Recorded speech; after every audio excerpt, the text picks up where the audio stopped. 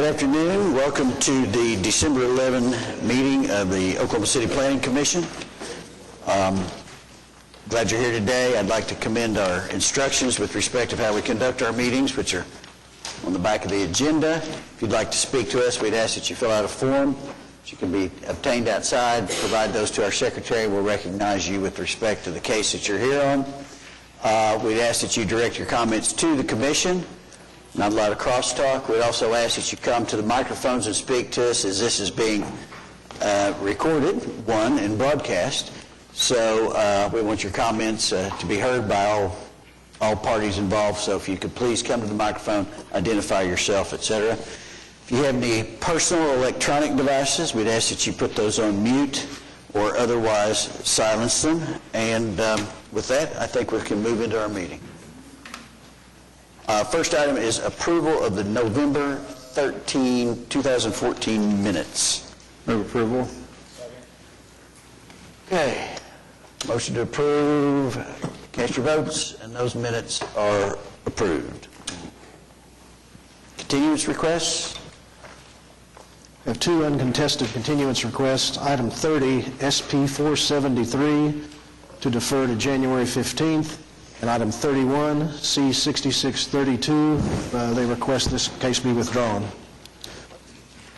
I got 28 and 29 on my agenda. It's 30 and 31. Should be 30 and 31. Okay. Commissioners, motion to approve the uncontested continuances as read. Move approval of 30 and 31. Second. Motion to approve the continuances. Cast your votes. Those items are approved. We have several new requests, and these will be all deferred to January 15th. Item 11, C6678. Item 17, SPUD 796. Item 21, C6598. Item 23, C6685. Item 24, PC 10395. Item 25, C6667. Item 26, SPUD 794. And there are two others that aren't listed on your agenda. Item 10, C6679 to January 15th. And item 2 on the consent docket, staff would request this item be stricken. All right. 10 and 2. Right.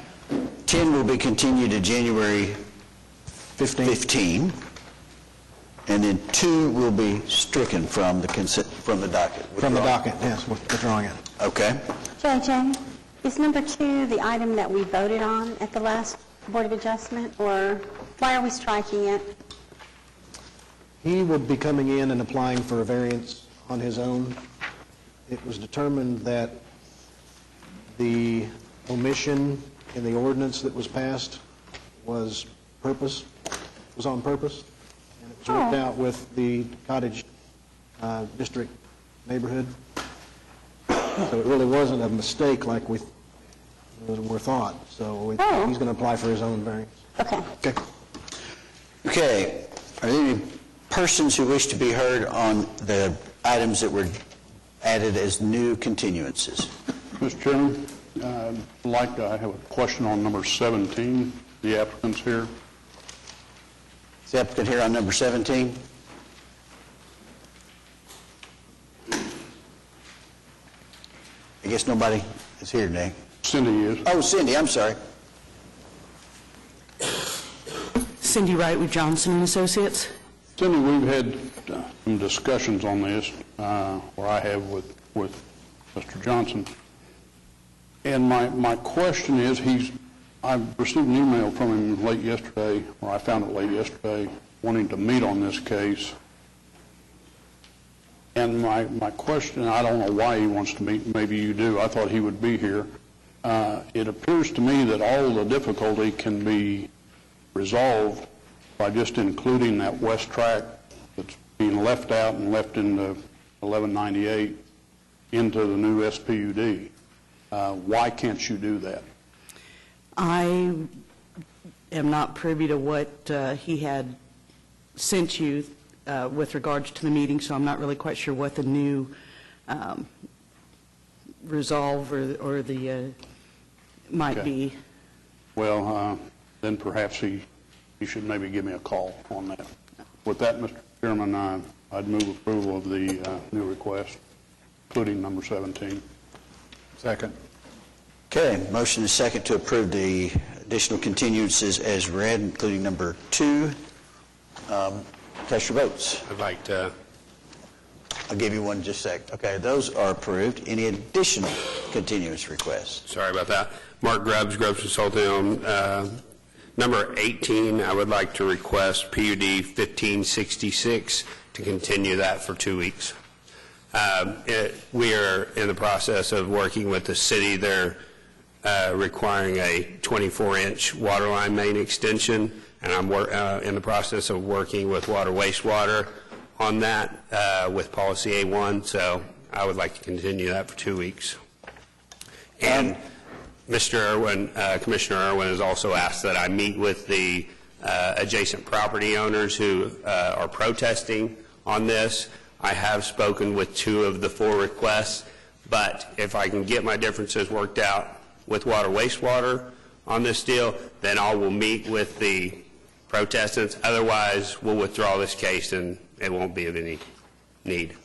Okay? And we have some people here. Right. Are you guys okay with continuing this? There they are. Over here, I'm sorry. Okay, all right. Mr. Meyer, you understand they're going to continue the item that you've signed up for, item 18? Yes, sir. Okay. All right, that all right with you? Yes, sir. Okay. Will I still be able to address the issues?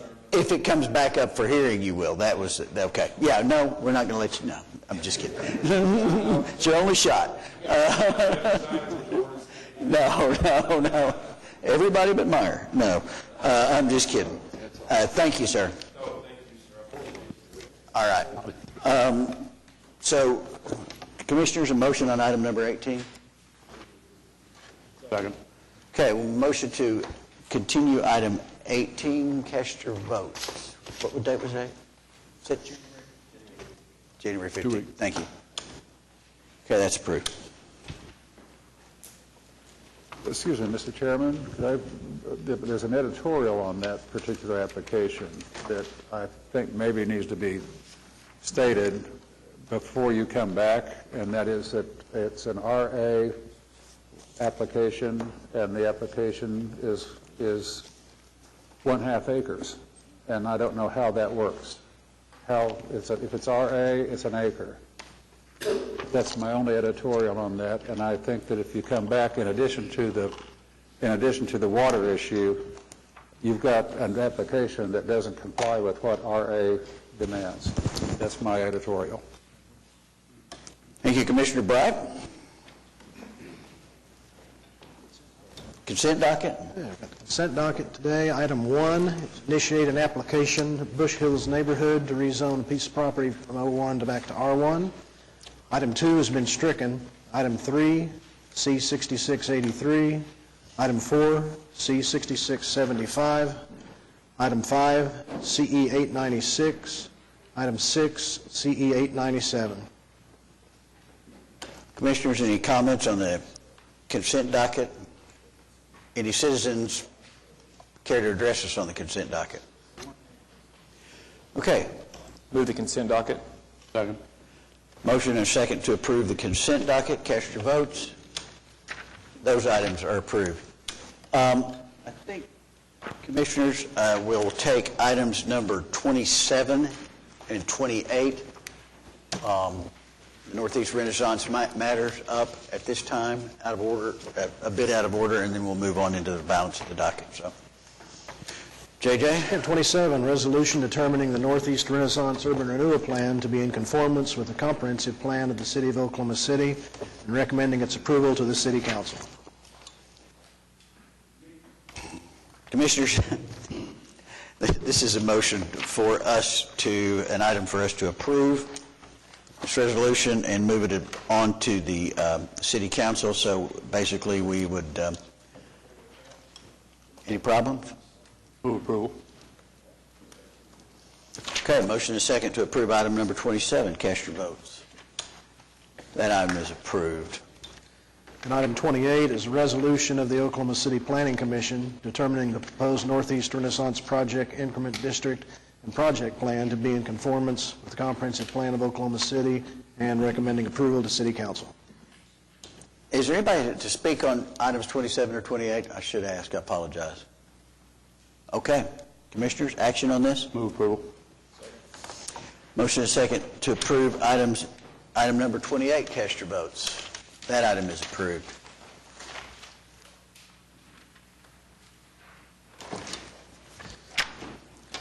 Okay, back to public hearings. Item 7, PUD 1565, application by KB Investment to rezone 7020 Northwest 150th Street. Mr. Chairman, members of the commission, my name is Dennis Box. Clay Farha is the owner of this property. He is here. Nolan Coyle is here also. The reason he's here is that if you'll look at the the second case, which is item 8, I've asked Cindy to put up this tract map, and tract 12A will be rezoned in the next application to single-family zoning. The surrounding property will be rezoned as part of 8. Part of 7, which is in front of you right now, is a PUD.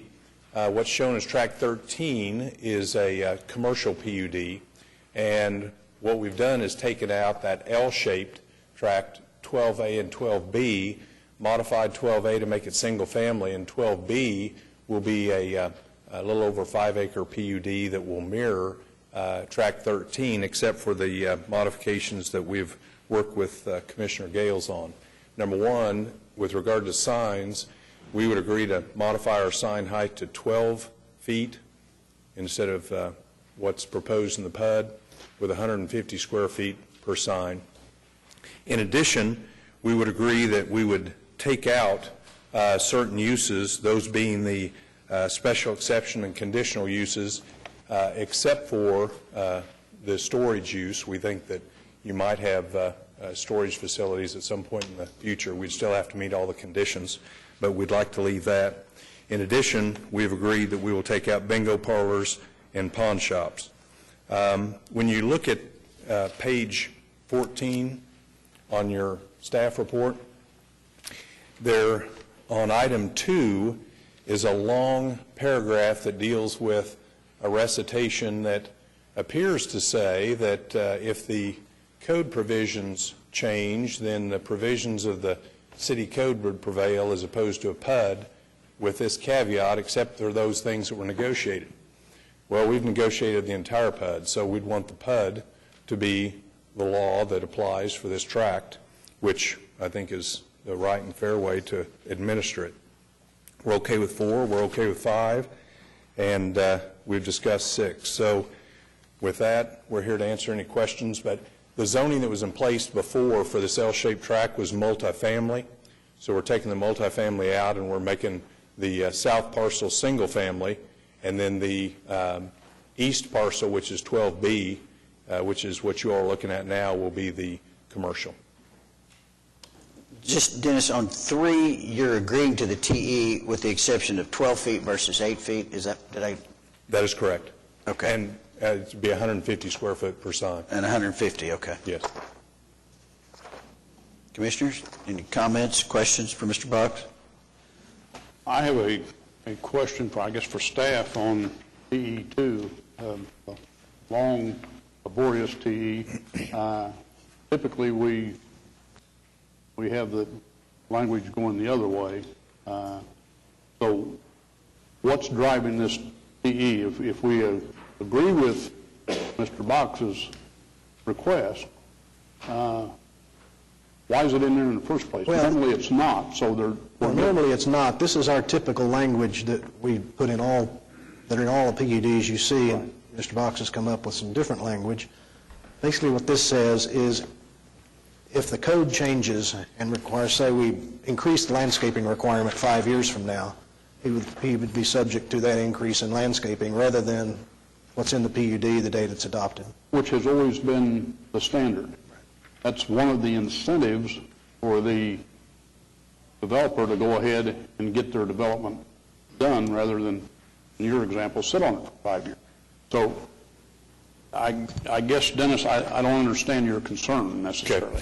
Well, let me read the part that I have concern with. It says, for purposes of interpretation, keeping in mind that interpretation is what the staff's going to look at in regard to when development occurs. For purposes of interpretation, these special development regulations, the operative and controlling language in the regulations of social zoning districts, and we've got the underlying C3, shall be the language and regulations applicable to the reference zoning districts as contained in the Oklahoma City Code as such exists at the time of development of this PUD.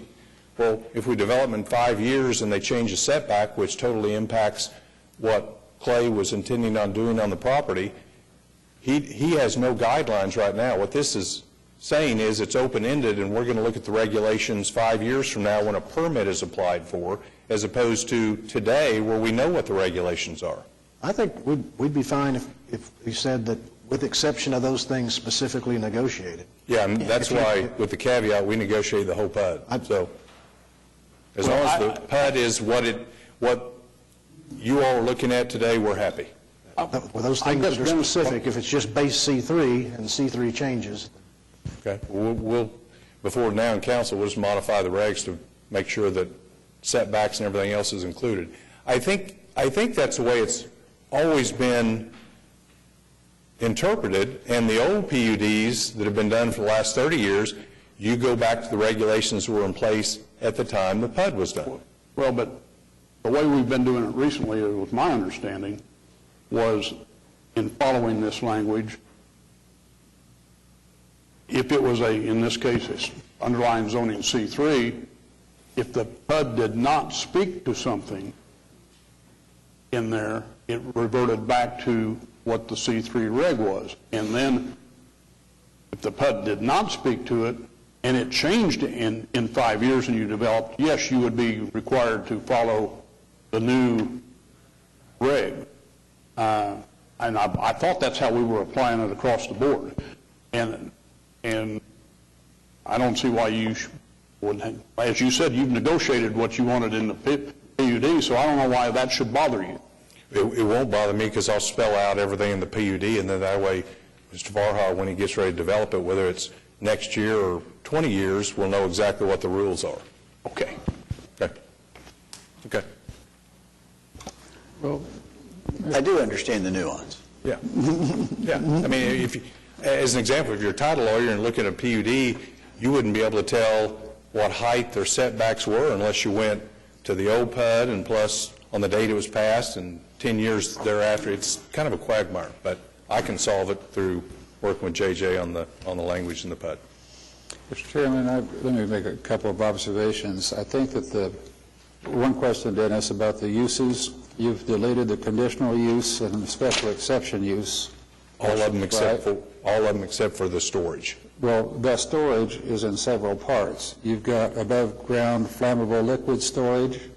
You've got personal storage. You've got outdoor sales and display, outdoor storage. Just personal storage. Period. That's all. Yes. So you want to delete everything but 8300.60, which is a personal storage. Regarding storage. Yes. That's the clarification. The other one is that the uses that remain are troubling because this is back to one of these, I can do anything I want to on this piece of property no matter what, and no restrictions whatsoever on adjacent property, that I'm going to put a major large gasoline station, which you have on one of the uses. I can put that in there. I can put a big hotel. I can put anything, I mean, the hospital. I can put animal sales, kennels, vet. In other words, the panoply of the uses troubles me when there's no indication of where those things are going to be with respect to, you're going to do an R1 on the dog leg, I think, down here. Is that right? And to the east. But then all around you, is this multifamily all around? No, it's single family.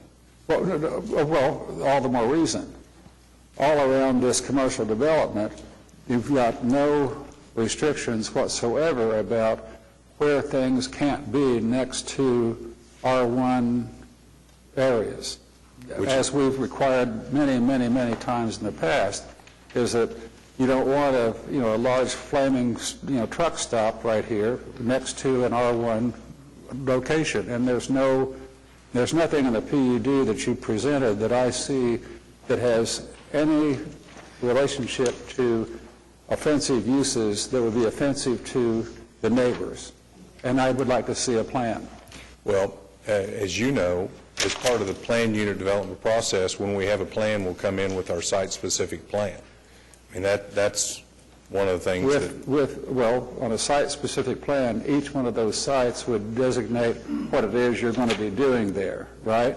Like, here's the box, and here's my site plan, and I'm going to put a big filling station right there.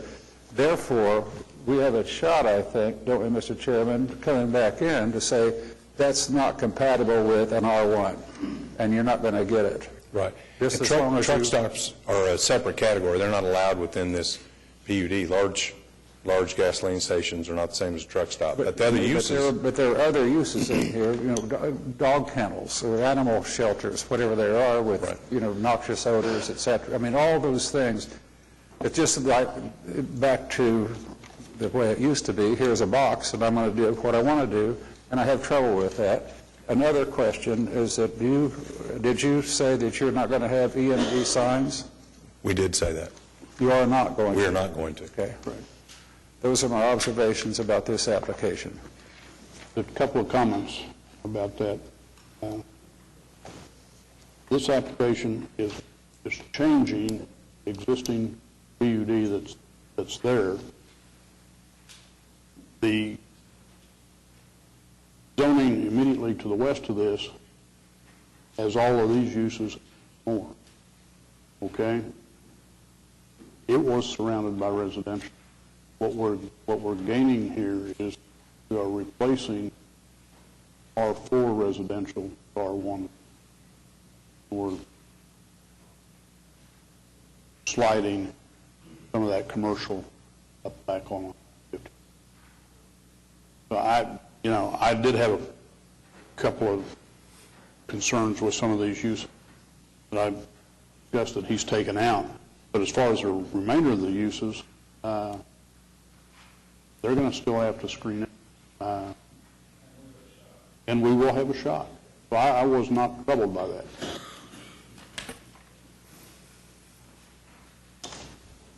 Commissioners, nobody's signed up on this one. Anybody, are there any citizens to be heard on item number 7? Mr. Chairman, I'll move approval noting the deletion of the conditional uses and the other deletions Mr. Fox noted, uses bingo parlors, the pawn shops.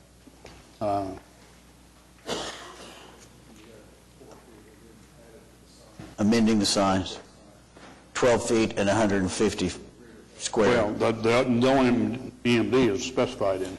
EMD specified, but you also had the amendment with respect to sign size of 12 feet Yeah, we can do the 12 feet sign. and 150, right? Right. And then with respect to the application, you're going to fix that by virtue of your document versus the TE. Yes, sir. And you're agreeable with the rest of the TEs? Yes. Commissioners, any other questions? Okay, cast your votes. You're approved. The next application is that L shape that we're asking for straight single family, which would be item 8. Item 8 is PC 10402, application by KB Investments to rezone 14800 North Rockwell to the R1 Single Family District. Mr. Box, any comments? On this application, Mr. Coyle is here, but he is one of the prospective purchasers. When they looked at the development of the single family, they determined that the throat was too small and they need a little additional land, and so we've taken that out, which is multifamily, and made it, we'd like it to be single family, which will enhance what the development is around the previous application you saw. Commissioners, nobody signed up. Move approval. Motion is second to approve item 8. Cast your vote.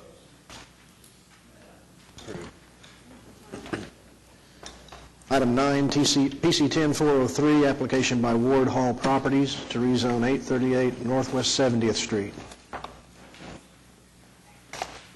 Mr. Chairman, members of the commission, my name is John Swinford. I'm a lawyer. My address is 4112 North Harvey Parkway. The address of this property is 838 Northwest 70th Street. The subject property is surrounded by I-2 zoning, as you can see from your map and the handout for this. The applicant felt that that was appropriate. The staff has recommended that it be I-1 zoning, and the applicant accepts that recommendation. If there are any other questions, I'll be happy to answer them as best I can. Commissioners, any questions for Mr. Swinford on this? Is there anybody signed up to speak on this? I don't have anybody signed up. We received a protest. Is anybody present to speak on this? Okay. Just one second. Any questions for Mr. Swinford? Okay.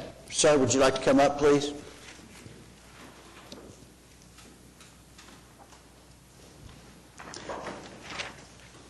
Would you please state your name and your address, please? My name is Michael Bay. I have a small office at 6805 North Classen, which is 2 blocks away. I own the frontage on Classen to the property that y'all are discussing. Their west property line is my east property line. Okay. I've been in this area for 5 years. The problem I'm having with the office I'm in now is a warehouse that they're trying to do, office warehouse, which is Oswell's Restaurant Supply, where the semis move in and out to fill the warehouse, which blocks traffic and also tears up the asphalt street when you have semis, and it backs up the traffic. This area I've been in for a while, and it's been on the changing, getting into more of offices and for businesses related to Chesapeake, and it just seems like we're taking a backward step. We're trying to get away from warehouses, and now they're trying to put in warehouses. American Energy Partners is right across the street at 6805, putting up a really nice facility. We've just had an old printing office in that area changed over to a nice modern gym. That whole neighborhood is on the upswing, and I'm definitely opposed to making it go the other way. Ministers, any questions for Mr. Bay? The restaurant supply you're speaking of, where is it located? It's Oswell Restaurant Supply, 1015 Northwest 68th Street. The city comes out almost twice a month, right at that, to repair the hose from the large semis turning their tires on the asphalt and digging in and hitting the water lines. And when these trucks are unloading, it's backing up the traffic from the offices in that area. And the reason I wanted to build a new office is because of the traffic backing up, so I bought that acre up the street. And now I'm running into the same thing, that somebody wants to put a warehouse in there. And when I bought this property, it was pretty well known to me that this is changing, this area is changing to get away from this sort of type of warehouse situation. Any questions for Mr. Bay? Commissioner Gales? Janice? You got anything? No, I don't have any questions for Mr. Bay. I do have a question for Mr. Swinford when he comes back up. Okay. Thank you, Mr. Bay. Okay. Appreciate it. Thank you. Thank you for coming down. And I Mr. have a question Swinford? for staff. Yeah. First, Nick, go ahead. Our staff report indicates that the proposed use for this is a studio office warehouse. Can you help us with that in a little more definite terms? He's concerned about traffic and semis, and I think those are good and legitimate points. But when I see studio office warehouse, I can think of a very low use, no semis, all that, or I can think of a big high volume What is the proposal for this? It is office, warehouse. I can't speak to studio at all, frankly, except that each of these would have an office front. A semi couldn't get through there. And it is a concrete tilt-up building that this contractor uses, this owner uses. And the warehouse exists behind the office. It's simply warehousing the inventory of whoever the tenant is in that particular office. The rendering we have in Exhibit A, the conceptual rendering, and it doesn't appear that it would lend itself for too much of a heavy-duty use. But again, this is conceptual, and I see there's apparently going to be multi-tenants in here. I count 3. So at least the concept is there will only be three tenants. And that's correct. Thank you. What's the underlying zoning for PUD 1173? It is industrial, I-2, I believe. I-2 or I-1? I-1? It was I-1. It was I-1. A little history on this might help. PUD 1173, the subject site is Tract 2 of PUD 1173. The frontage was basically zoned for office, and this tract would permit an office or warehouse. But the requirement of the PUD said it had to be accessory to the office on the front. Now the properties have been split and sold to 2 different entities, and this applicant is not accessory to the office in the front, so he needs to rezone so he can develop the warehouse. Well, but this rendering looks as if the office is in the front. Am I missing something?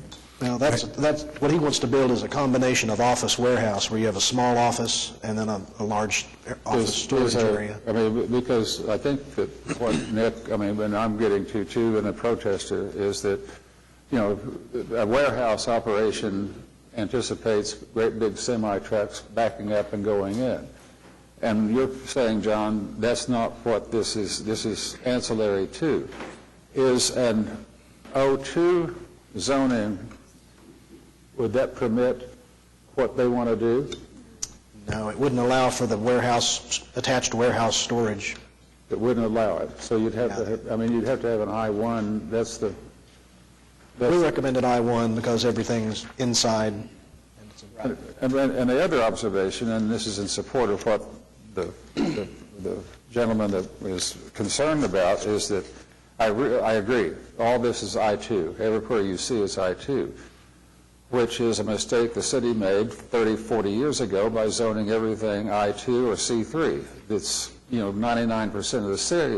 And so things change. And I do appreciate, because I know that area, and I think so do you, John, it is nicely landscaped primarily because of Chesapeake stuff that they're going on. Offices are going in there, and it's really not an industrial area. And I first suggested when I wrote my notes on this that we should have perhaps another SPUD that comes in here to have some indication about what landscaping or building materials that you're going to use for the office. I still think that that's probably what we should be seeing based upon what's happening in the neighborhood. I'm not sure I made that a condition, but I think staff should have said come in with an SPUD, and that restricts signage, building materials, landscaping, et cetera, to be compatible with what's happening in the neighborhood. But as long as what you're saying, Nick, is that you can't put a semi-truck in this picture, I think that it's the best that I can ask for. I think the space, more than anything, just simply says It just doesn't do it. Can't. Right. Okay. Can I get a motion? Or are there any questions? Well, I was going to say, Additional I'm questions or actually comments? supportive of this application.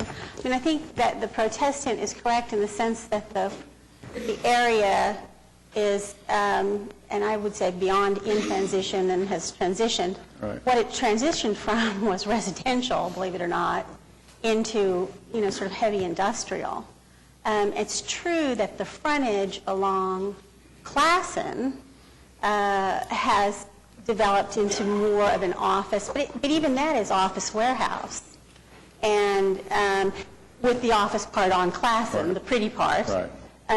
But, this is a piece of property that was a maintenance yard for the city of Oklahoma City. It's been absolutely nothing but an eyesore for years and years and years. And it's going to be better. And it absolutely will. And the size of this property alone will prevent it. It's surrounded by real industrial uses. I mean, not just zoning, but the size of this property alone will keep it from being anything that's too noxious. So I'm in support of this application, and I'll move approval. Okay.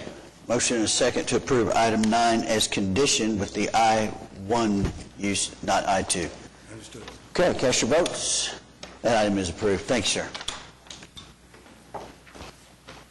Items 10 and 11 have been deferred. Item 12, C6681, final plat of Palermo Place, Section 4, located west of Western Avenue and south of Southwest 134th Street. Good afternoon. David Box, 522 Colcord Drive, here on behalf of the applicant, who's also with me, Mr. Jalal Farzana. And in addition to that, we have Mr. John McKechnie and Chris Anderson, who's the civil engineer. This is the last of the final plats for the Palermo Place subdivision on Southwestern, south of 134th. This commission has heard various applications for something north of 2 years on this piece of dirt.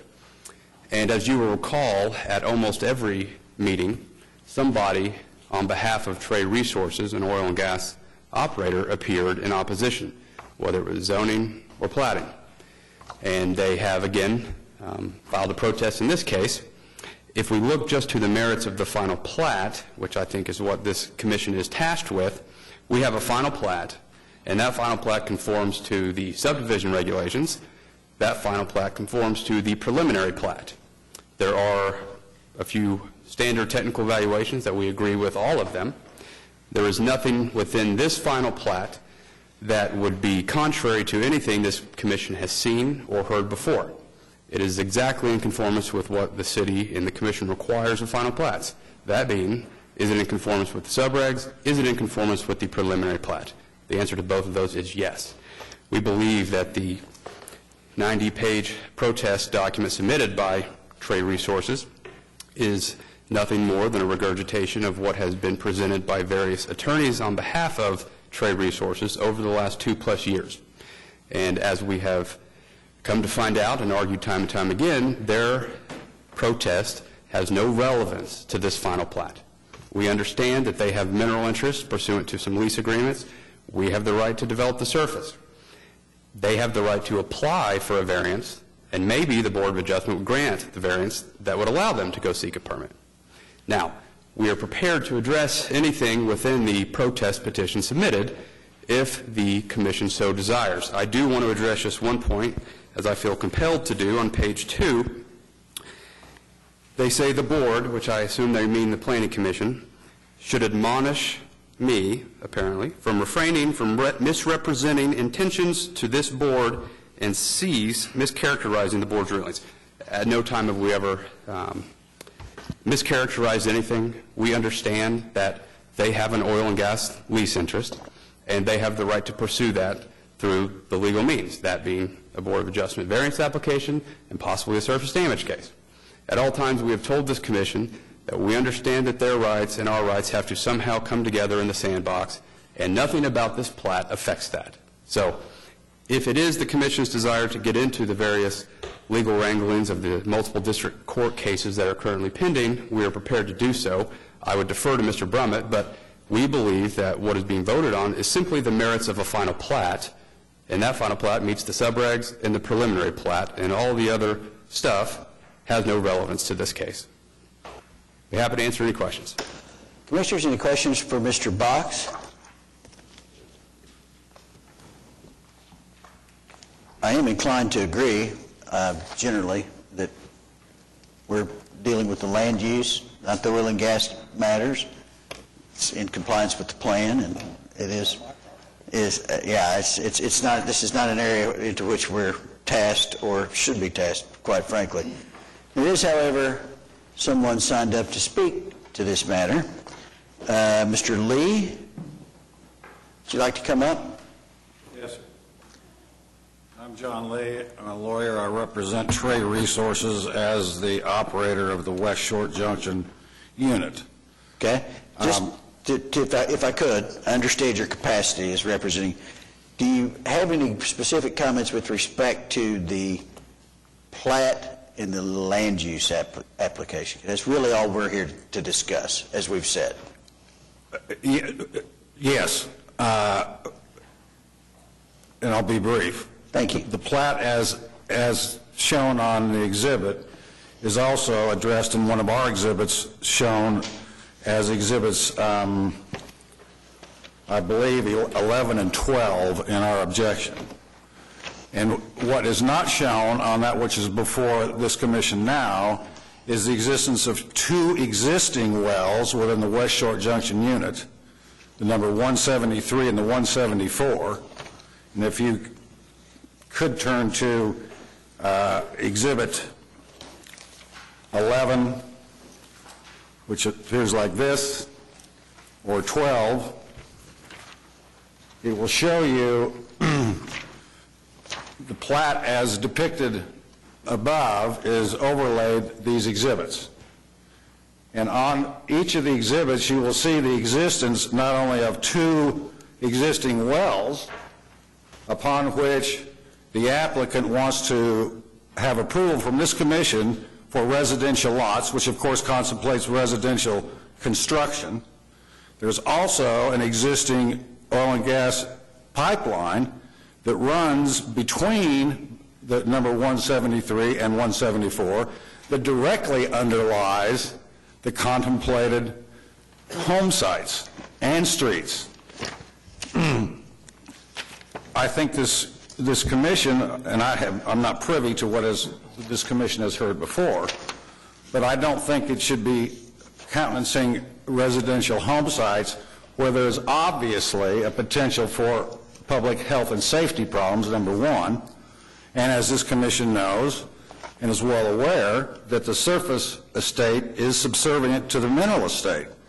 Now, Mr. Box indicated that we have the right to pursue additional development. We intend to. Trey, as the operator of the West Short Junction, intends to. We have two applications for variance in section the northeast of 20 pending right now. They're set for hearing on January 8th of next year before the Board of Adjustment.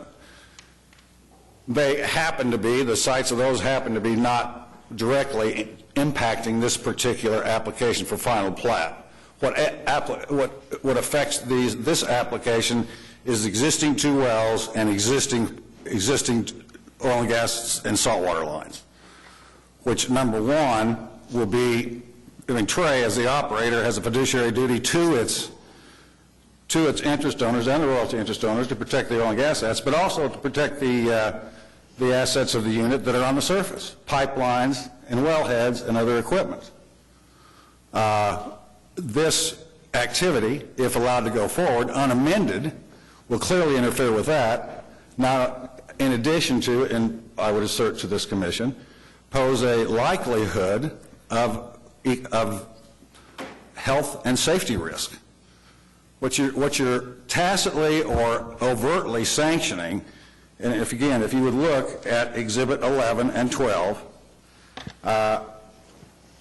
the plat that you're being asked to approve contemplates home sites over an existing line, two existing lines actually.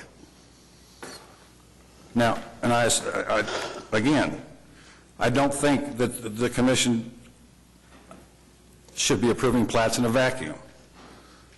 These are existing conditions. They've been those conditions since 1961, since the Corporation Commission authorized the West Short Junction unit. The applicant purchased the property in 2012. They knew it was there.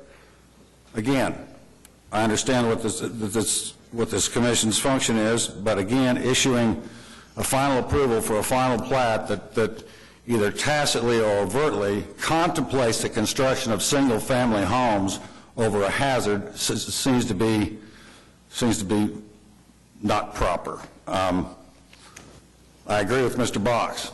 There are 2 cases pending in the District Court of Cleveland County that speaks to the competing rights of the surface owner and our rights in the surface estate as the operator of the West Shore Junction Unit. I'm not trying to argue that here. Don't intend to. What I'm trying to make this commission understand is that approval contemplates hazard. And for that purpose, we would ask that it be either rejected or that this applicant come back with a plan and a plat that addresses those hazards and avoids our lines, our wellheads, and our activities in developing the West Shore Junction Unit. Mr. Lee, I have a question. Sure. I have a question. There are 2 existing wells on the site.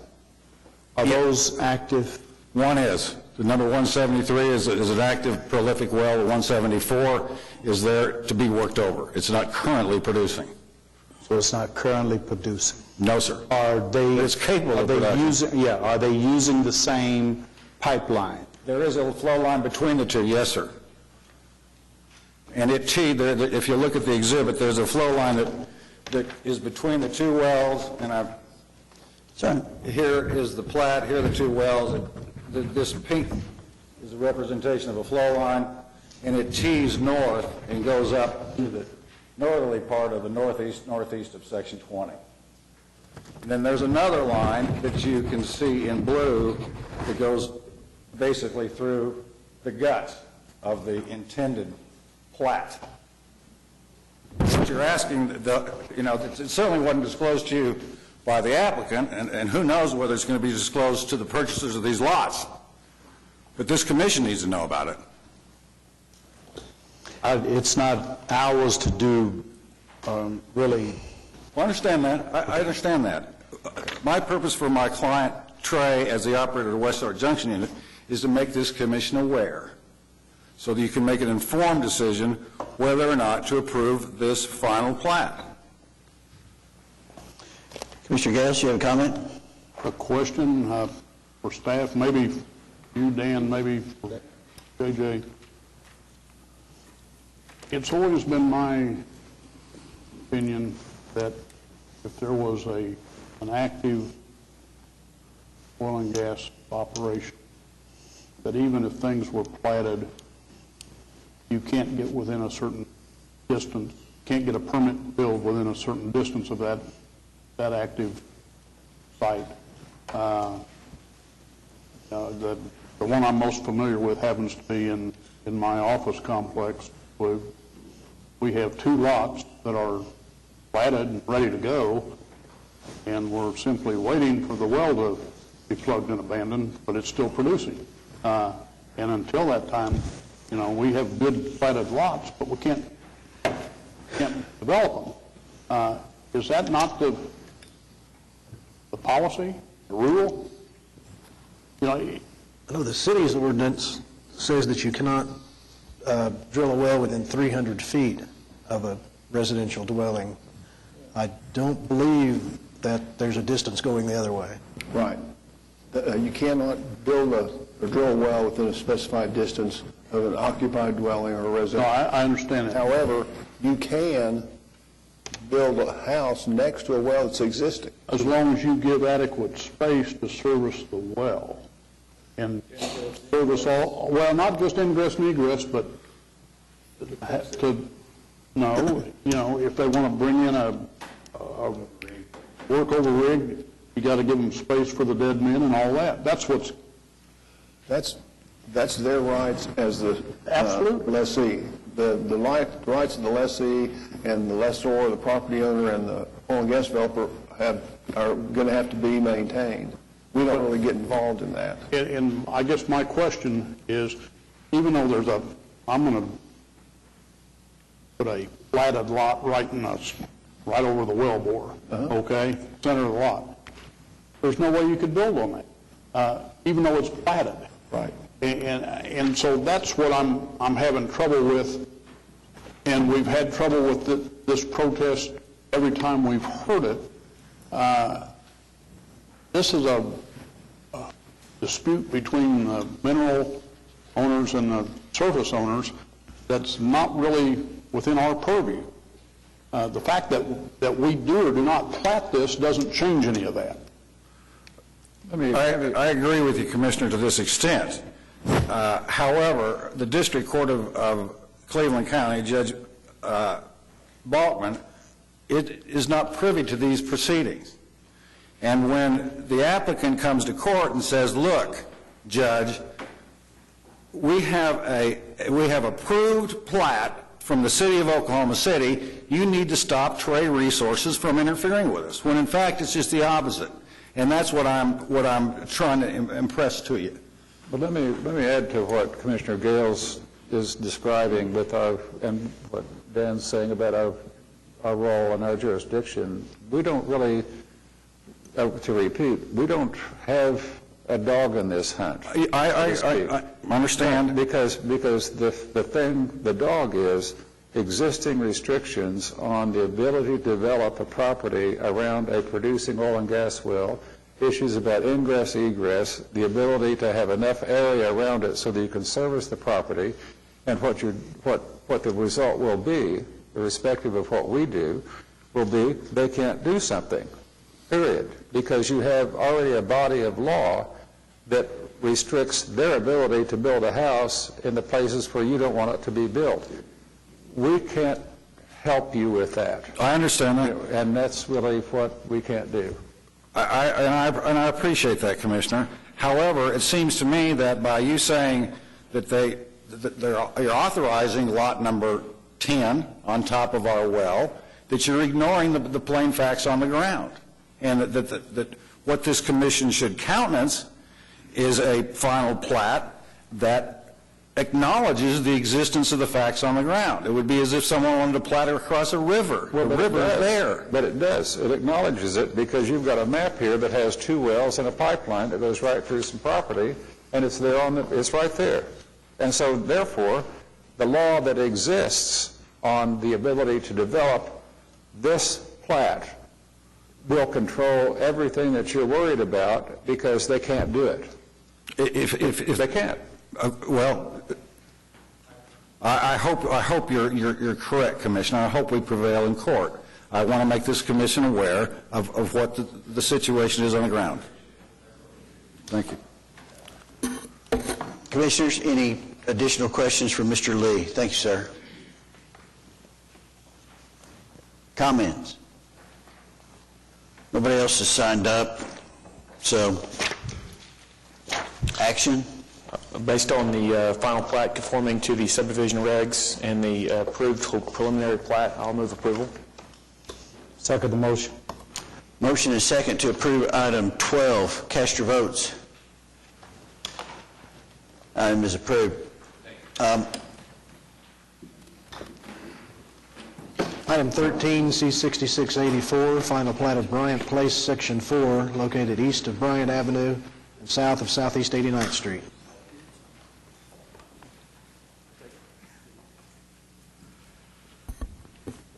Good afternoon, Jason Spencer with Crafts and Toll here on behalf of the applicant. Unless he wants to take this one for me.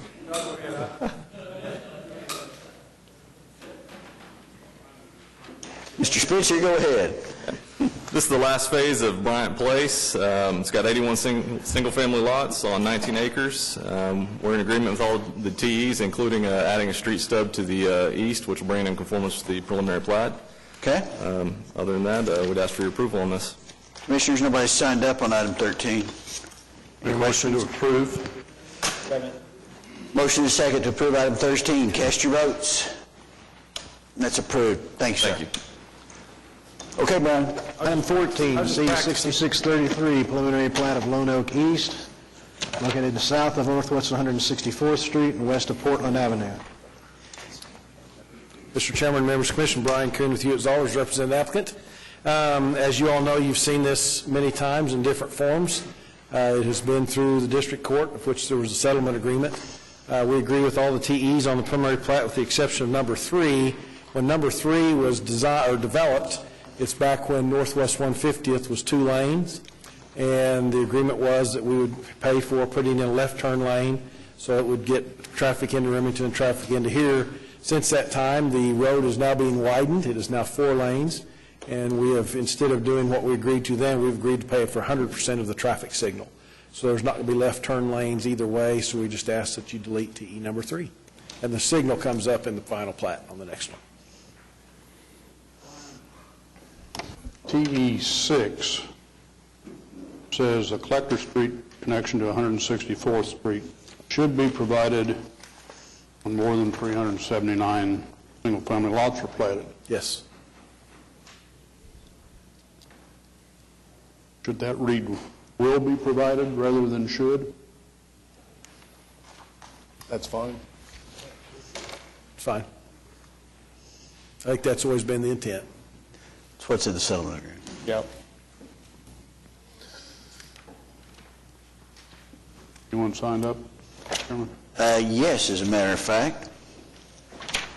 We do have someone signed up to speak to us on this. Mr. Woody, are you here? I am. Would you come up, sir? Tell us your name and address in relation to the case, if you would. Yes, sir. My name is Russ Woody. I'm an attorney with Hartzog, Conger, Kaysen, and Neville. Our address is 201 Robert S. Kerr Avenue.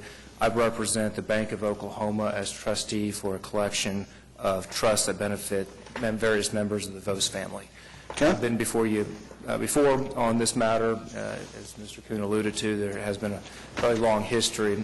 My clients were not parties to the lawsuit and therefore were not parties to the settlement agreement.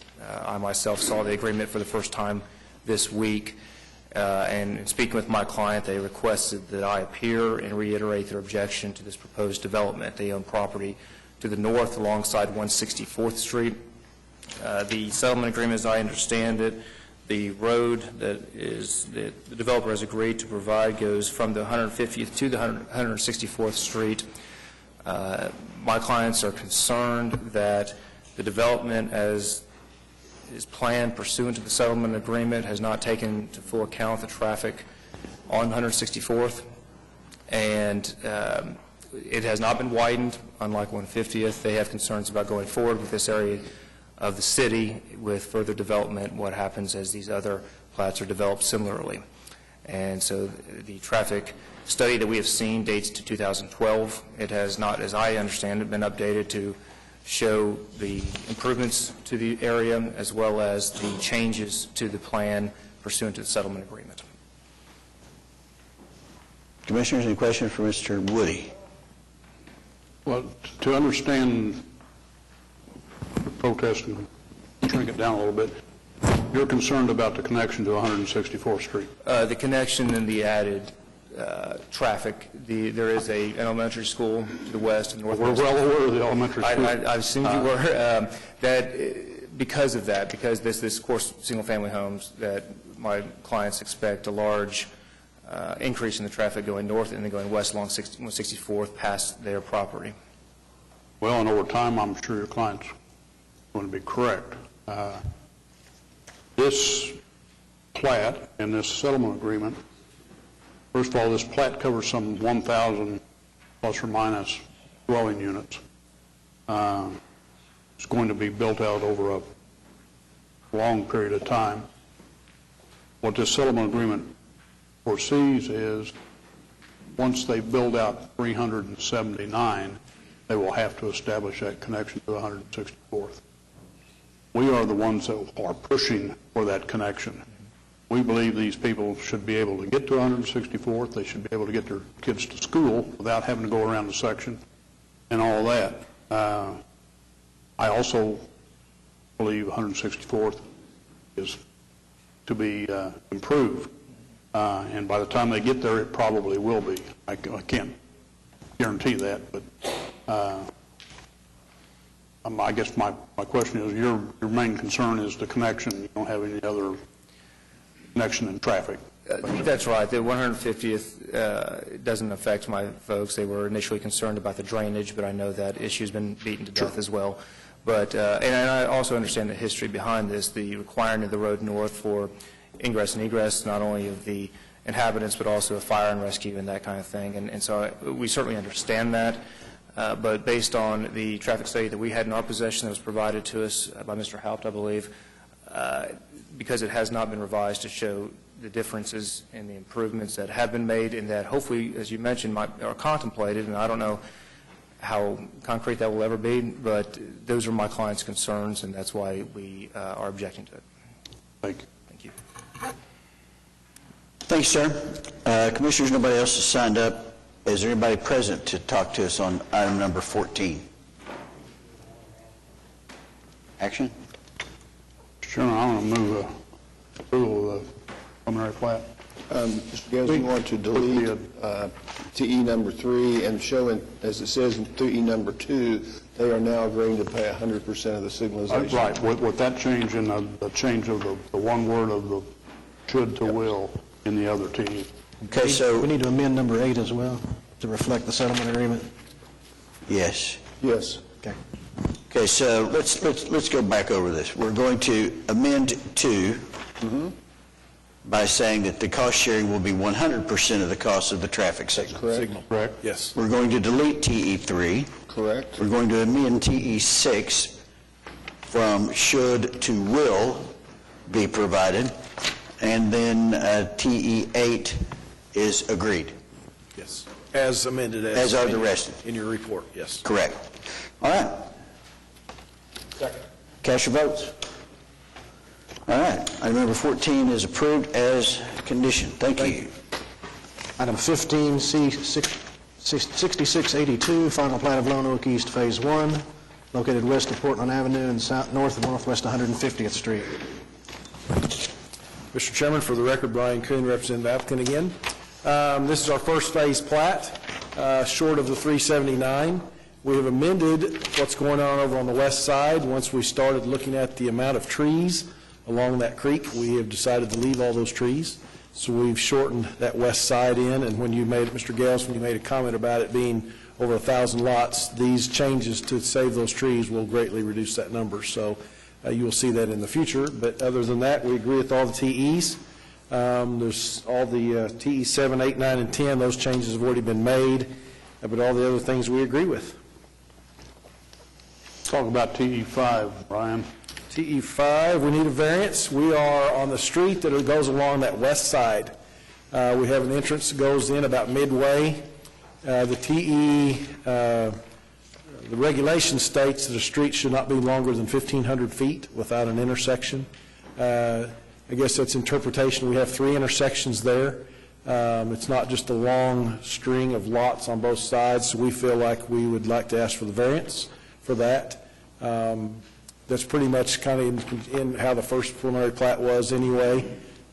Just didn't feel like we wanted to bring more cars out onto that main road other than the 2 places that we have. So we request a variance on that. Aspen Brook Lane is a collector street, is that correct? Yes. Okay.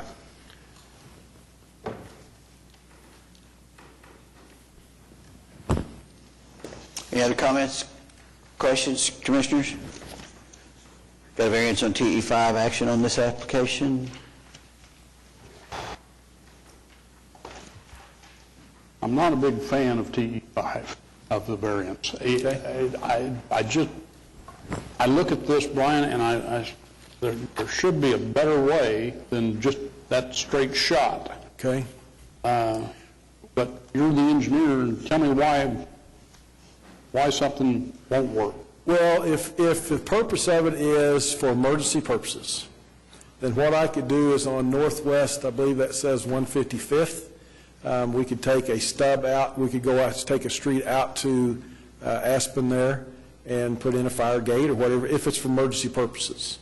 If it's not, we can carry that street straight on out and cut that street in half, make another entry out onto Aspen. The way that as you've seen, you probably have all driven Lone Oak.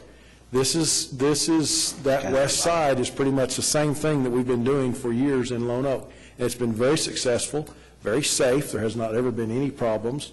And it just keeps less cars going out onto Aspen. So, again, it's not like it's one long street with houses on both sides and no intersections. You've got intersections. You've got ability to put in a stop sign if you needed to. at any one of those three intersections. So it's not a straight shot. You know, I completely understand the rule. You don't want 1,500 foot straight as an arrow, houses on both sides with no way to slow down. You've got a lot of curve. It's very different. So we just request the variance as is, and I think it's a better product at the end of the day. Well, according to what is going on with the new Oklahoma City plan, our chairman, who's absent, is one of his proposals is going to be shorten the block lengths than what you're dealing with, 1,500 feet now. It's one of his pet peeves and mine too. And I have to say, Brian, that I won't vote for the variance. Okay.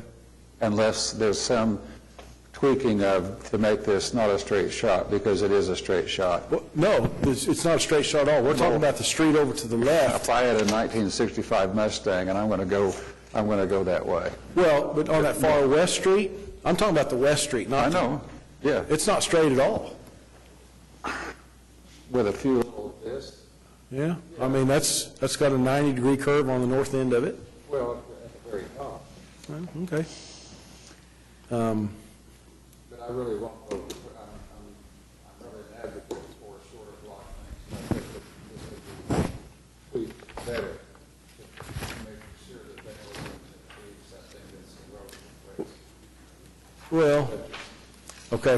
Well, I guess I need to see what happens with the variance. If it doesn't pass, then we don't get that variance. We'll have to correct it then, I guess. I mean, okay. I understand. Well, I'll just have to see what happens, I guess. Brian, if you could, on the layout, yes. Here, as I look at about where 150, right up at the top where your Fountain Creek, I mean, I know that's a lot, but that the street that kind of is that a dead end that's going to be? On Aspen Brook? No, over on the western side, right there where it says, right to the left and above the F on Fountain Creek Lane, way up there in the north corner. No, that's a lot. You see that arc that goes, see the arc that's right above that curves back to the north? Is that a street on the other side? No, that was from the preliminary, that's from the preliminary plat. And like I said, we've moved that whole west line over to save trees. Okay. So no, Fountain Creek is just a continuous street, goes out to Aspen Brook Lane. So lot 63 fronts onto what? That's right there, right where the hand is. What does that front? That'll be a future area that you will see a new plat on someday. That's not part of this final plat. Where's that street in? Right. Yeah. Okay. Okay. All right. I get it. I see. It's a bit confusing for me. I understand. Yeah, we won't have a dead-end street there, no. All right. Okay, thanks. Okay, let's do something with this, folks. Well, while I'm still not a fan, Brian, I think you convinced me. I will move approval of the variance. Motion and second to approve the variance TE5. Cast your votes. You got 6. Thank you. And now I'll move the application. Motion and second. Second. Motion and second to approve the application. Cast your votes. Thank you. Appreciate it. Thank you. Item 16 is SPUD 795, application by Retail Buildings, Inc. to rezone 6200 Shiloh Boulevard. Good afternoon, Mark Grubbs on behalf of the applicant. I have with me two representatives from Brahms, that Harris Wilson and Wendell Stewart. There are 5 TEs. It is my understanding that number 5 was being stricken. JJ? Yeah, I think we're comfortable with the building elevations that we've seen now. We can delete TE5. Okay. Reoriented the building, right, Mark? A bit. Well, yeah. The site plan that was in the SPUD that we submitted showed the building out on the frontage of 152 and the parking behind it, so it obstructs the parking, gives them better visibility.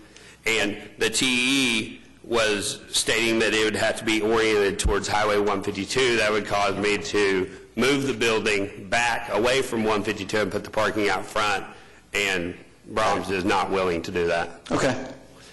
This is a spud. It is a single-use spud specifically for Brahms. And we also would like to delete T2. I submitted within my spud the Brahms sign. There are two types of signs that Brahms uses. One is a pole sign, and the other is the monument sign with the EMD. All their locations in the Oklahoma City area have the EMD. So I have pictures of, I have more specifics on the Brahms sign that show sizes that I'd like to pass out to you. And I also have pictures of the bank to the north and an EMD that was just approved for home creations at the northeast corner that's much larger.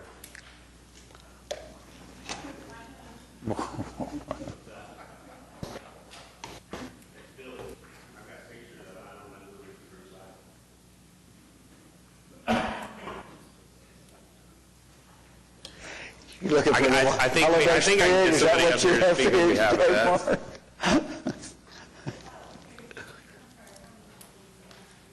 Mark, you should be passing out ice cream cones. There's a big old ice cream cone on top of that. Mark, I'm sure they'd be willing to give you ice cream. That's what jogged my... Excuse me, Commissioner Bright, did you have a question before we get to the sign conversation about the orientation? Looked like, I'm clear on it myself, so. Good about what? Orientation of the building. No, and I just want, on that question, clarify that the building, the parking is going to be in the back, right?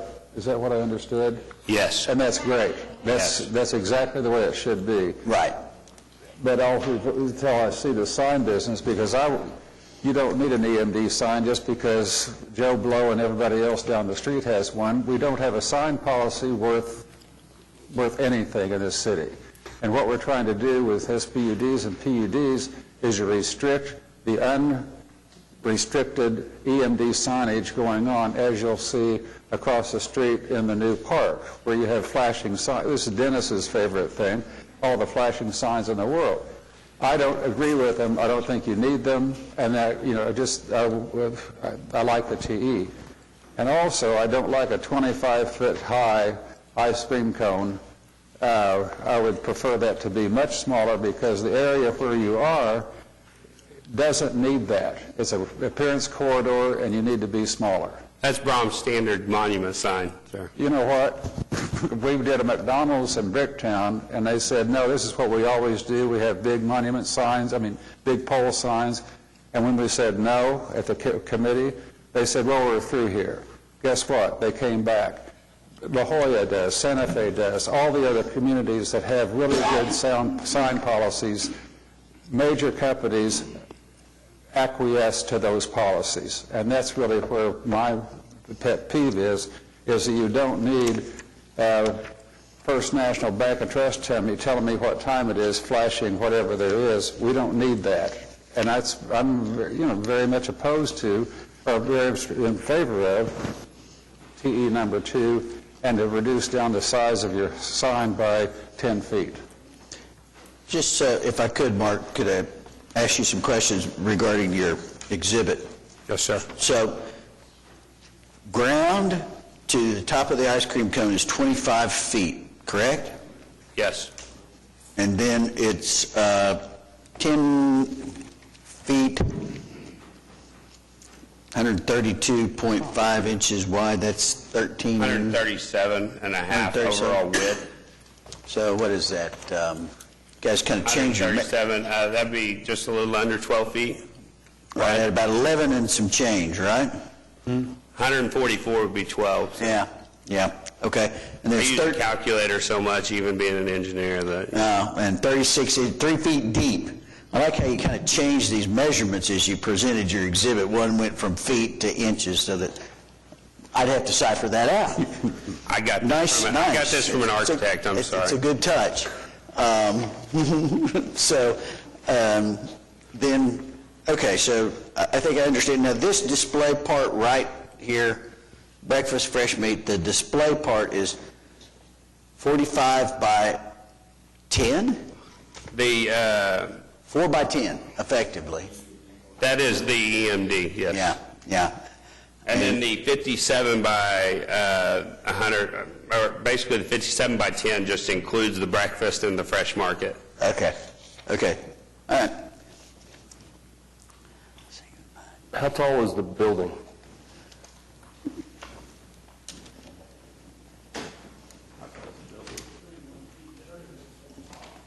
$31 at the top. Is that how tall the building is? Yes, sir. And this sign will be located, The sign would be along the sign, the monument sign we're asking for is along the frontage of 152. We currently, in our conceptual layout, show it at the northeast corner. okay, thanks.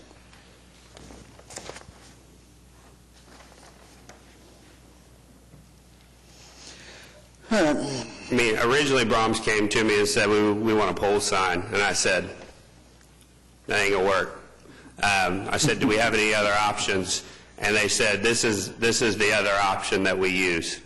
They currently told me that they have EMDs at all their Oklahoma City locations. So, Is it true to say that they've never put up a smaller sign?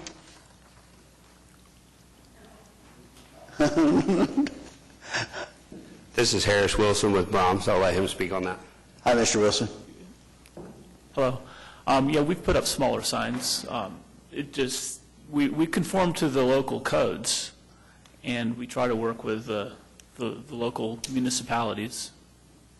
For instance, we're currently building a new store design like this here in Oklahoma City at 70th and Western. It's under construction right now, and it has a pole sign that goes out onto Western Avenue, and it's a 35-foot tall pole sign with an electronic message center on. That's just because you didn't have to come ask us about it. How tall is your sign? Sir, how tall is your sign at 63rd and I-35? Oh, big. Is it 60 foot? I'm not sure. It may be. That would be a highway sign. Yeah, and it was a pole sign, but it doesn't look like a pole sign. I know I was sitting on the Board of Adjustment when that come about, and I voted against the sign. It passed anyway, and I had to eat my words because you did a fantastic job with that sign. I can't picture it at the moment, but yeah, they do a good job putting those tall ones up. But the condition that you said, you do smaller signs to comply with city ordinances or city policies, et cetera. You know, we do have a policy about signage, and that's 8-foot monument signs. And as I see where you are, other than the back, there's no sign competition whatsoever today where you are. There's no reason for that magnitude of sign to be erected for people to see that it's a Brahms. And I'm completely in favor of your organization. That's where I buy my milk and ice cream, et cetera. But to comply with whatever the city ordinances are, you are complying with our ordinance, which is so outdated and so antiquated and so ridiculous that it just makes this city look like a bunch of, corn stalks, some of which have things in the middle of them, some of which have been abandoned. We don't have a sign policy, and we need one. When you come before the Planning Commission with a large sign with EMDs, my preference is, and the preference, I think, of the planning commissioners over the years have been, don't do that. Be a good citizen and comply with what we would like to see be a better environment for the city. The sign that you're looking at that we showed as an example, that's an example of our conforming to, in this case, that was in Derby, in Kansas, in Derby, which is southeast of Wichita. And there we were, following the local guidelines for what they would allow, and they weren't allowing a pole sign, so that was how we came to this design here. We're doing a similar situation, similar sign, but not as wide as that in Wichita at a new store we're going to be constructing starting later on this month. We work with the local codes and the local regulations. Well, but we see the signage is very important to our business to bring our customers in. It's been our experience that There's this no really... sign competition anywhere where this location is, not any. Bob, I would say as future development comes about, that there could be more signage that would help. Maybe by that time we'll have an ordinance that restricts the signage and AMDs, et cetera. You know, maybe we'll have a better place for signs to go rather than 50 feet up. Okay. All I can speak to is the experience from Brahms's experience. Signage is very important to our business. It attracts customers in. It helps improve the performance of the store's profitability. When we have small signs or no sign at all, well, we don't have any with no signs, but when the sign size is restricted, we do see a restriction, the profitability of the store goes down. It goes up as our signage improves. It's just been our experience. If I may, I don't think we're going to reach a consensus here between Brahms and us on this particular item. So, Mark, this is a sign you propose to put up. Yes, is that sir. correct? Okay. I think it's a gorgeous sign, and it'll tell Bob when his milk's on sale. Commission, this is a sign they intend to put up. So, are you, in the rest of the TEs, deleting TE5? Delete TE5. And then you're asking us to delete TE2 to allow for the electronic display that you've provided us in this exhibit. Of that size, with the SPUD says, in conformance with the exhibit. With this exhibit. Okay. Commissioners, that seems to be the application. All right? Do we have an action on that particular application? I have a comment. Pardon me? I have a comment. Okay. It may lead to action, it may lead to revolt. No, I'm not a BMD fan, I'm not a hype fan. That said, this is a 25-foot sign in front of a 30-foot building on a state highway. It's true there's no sign competition there right now other than the bank on the corner, but there's about to be more development. There will be more signage, and it is a state highway. That's somewhat mitigating. And I'm going to agree with that. I mean, and I like ice cream, as you can tell. But I don't know that you need a 25-foot sign, but I understand. I like the design. I like the look of it. I don't know that you need a 40-square-foot EMD sign. I can see that could be a little smaller, maybe. But I understand the need for the EMD. I agree with that it's located where it is. There's going to be a lot more development there. There is going to be sign competition, if you want to call it that. I don't see this as a sign that, if you came in with a pole sign, we obviously would have had a big problem with that. But I do think this is as signs go, this is an attractive sign. So I'm going to make a motion that we approve this with deleting technical or TE 5, and we're deleting 2 as well. I don't think we delete 2. We say that the EMD display is as depicted in this exhibit. Okay? Yes. That way you don't have, we're not, right? I think that's, if we're going that direction, I think that's the way we need to go. I will agree to that. Okay? Okay. Second the motion. Commissioners, we have a motion and a second to approve item 16 as conditioned, deleting 5, sign constructed in accordance with the exhibit and the associated EMD display. Cast your votes. 1, 2, 3, 4, 5. You're approved. Thank you. Items 17 and 18 have been deferred. Item 19, PUD 1563, application by Big B LLC to rezone 820 South Council Road.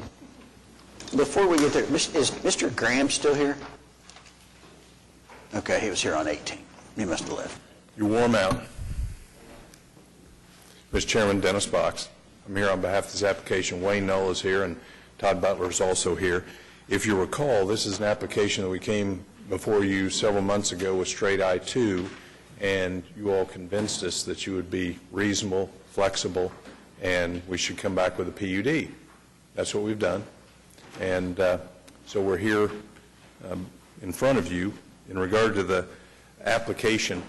This is an application that if you look at the surrounding properties, and here's an example of the map showing the surrounding properties, even the property to the north, which is developed as a mall, the properties are exclusively I-2, I-1, and a little bit of C3. Our PUD, we've worked with the staff on. The application, we think, could go one of two ways.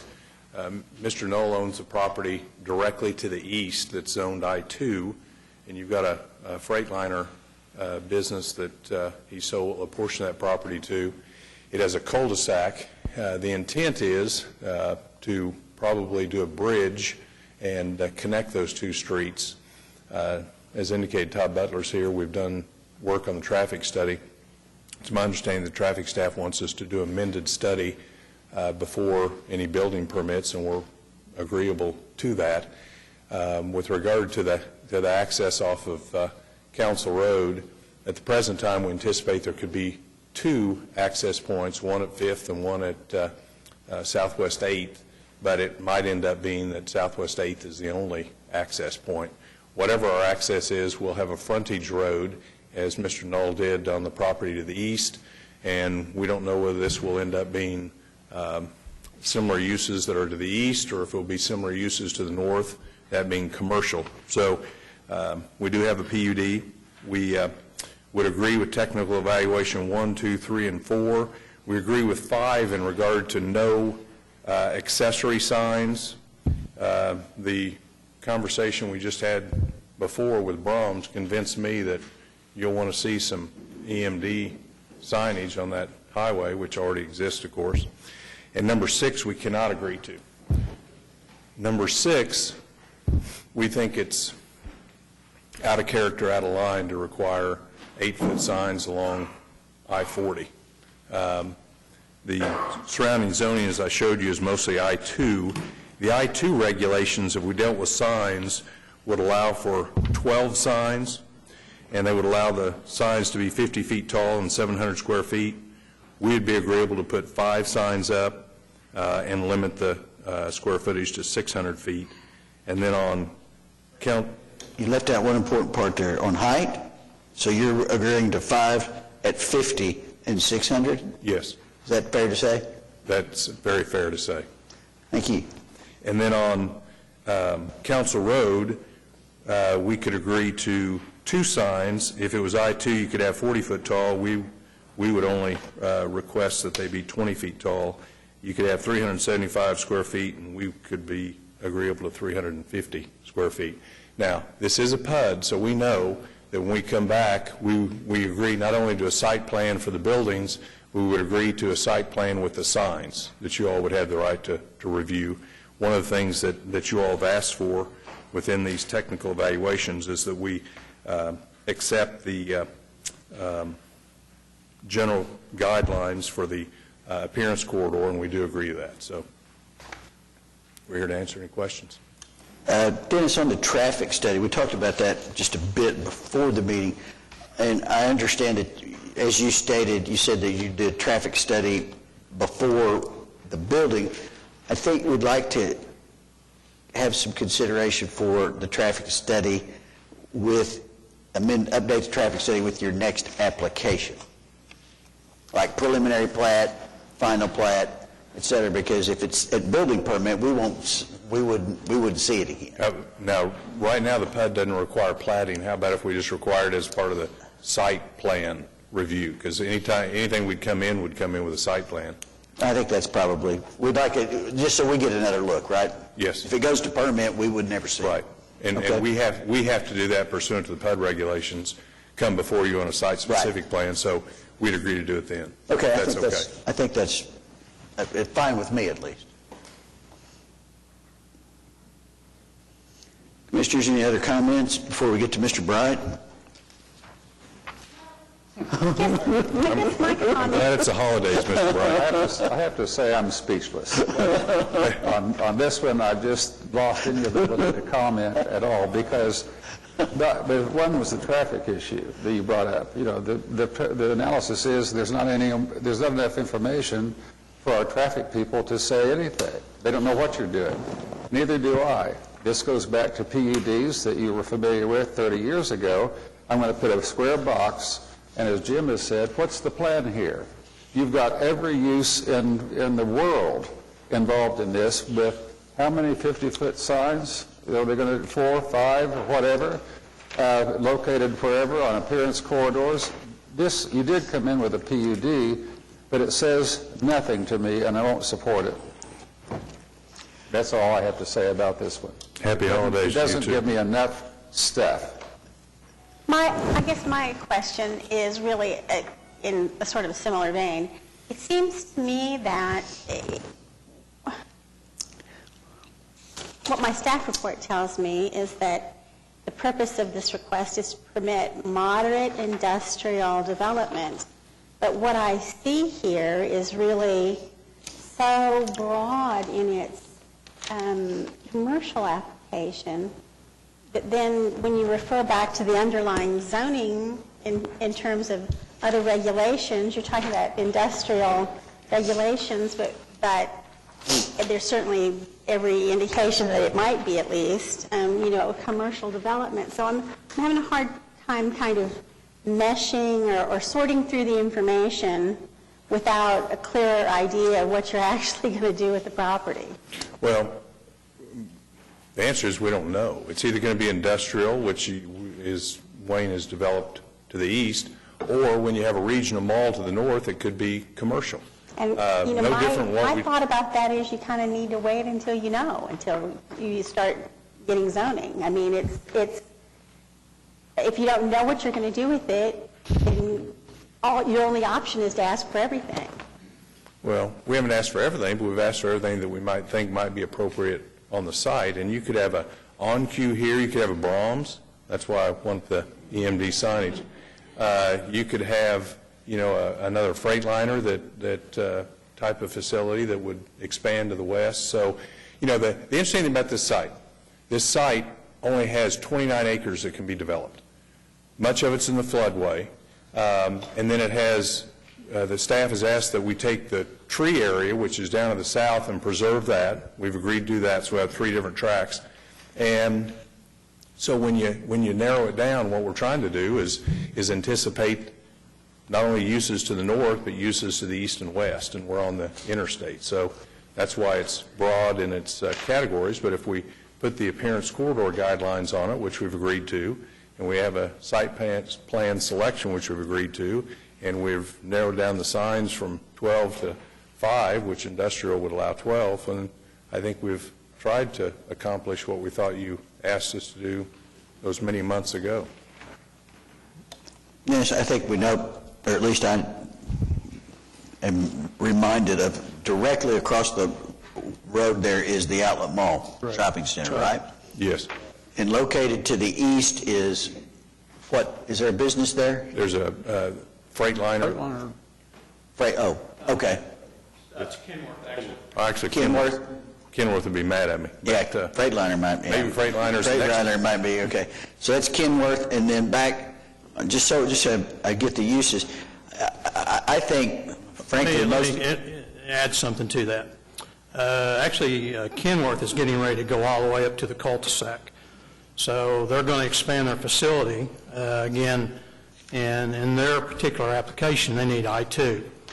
So you all will probably be notified after the first of the year. Kenworth is actually going to expand, and they're going to go to the cul-de-sac there. So that's all going to be utilized as I-2. What we're trying to do is leave this not confined where we have to put in retail, and probably if it ends up being like the truck stop across the street on Council, it's all going to be towards that direction. And that's why the I-2 request, which we came to you initially for to begin with. Right. Okay. I got a question on the frontage road. It appears there on the east, there's a little sliver of land that will tie into that cul-de-sac that is a frontage road. Is that a possibility? No, the little sliver of land between the two I-2s, is that what you're talking about, sir? No, he's talking about your That little, cul-de-sac no, that you can tie the into little property cul-de-sac up there in the northeast part of the... Those two will be tied together with a bridge.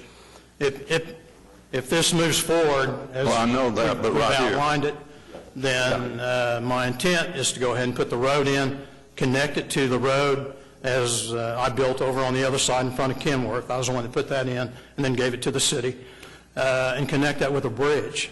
And there's a creek that runs through there that has to have a bridge over it, and that's what that is. That would be My problem with this is the only frontage you've got on Council Road, it runs right into the access road or the off-ramp off of 40 and the on-ramp off of 240. And, you know, I don't know how the traffic is going to work there, and I think whatever you're putting there, whether it's residential, commercial, or whatever, that's going to be a traffic problem unless that is worked out. And I'm kind of like Commissioner Brott. I'm a little concerned with this thing, not knowing exactly what it's going to be, and to look at that, you know, only one egress and ingress on this piece of property. I think we're making a mistake if we don't see what's going to go there and define what we're going to do as far as traffic goes there. And we don't disagree. Number one, Southwest 8th Street will probably be one of the access points, the main access point. Ms. Knoll has asked that we have a second one, which would be that service road. But we agree that at the time we bring in a site plan, number one, they've asked that we update the traffic study, and this is the traffic study. But in addition to that, we know we have to comply with the requirements the city puts on us in regard to that traffic study. So that will be something you'll see when we come back with a site-specific plan for development of this parcel. Well, and Dennis, that's kind of what I'm talking about. If you go in here and put another outlet mall, which you could, okay, what kind of problem are we going to have there, and how are you going to get traffic in and get it out?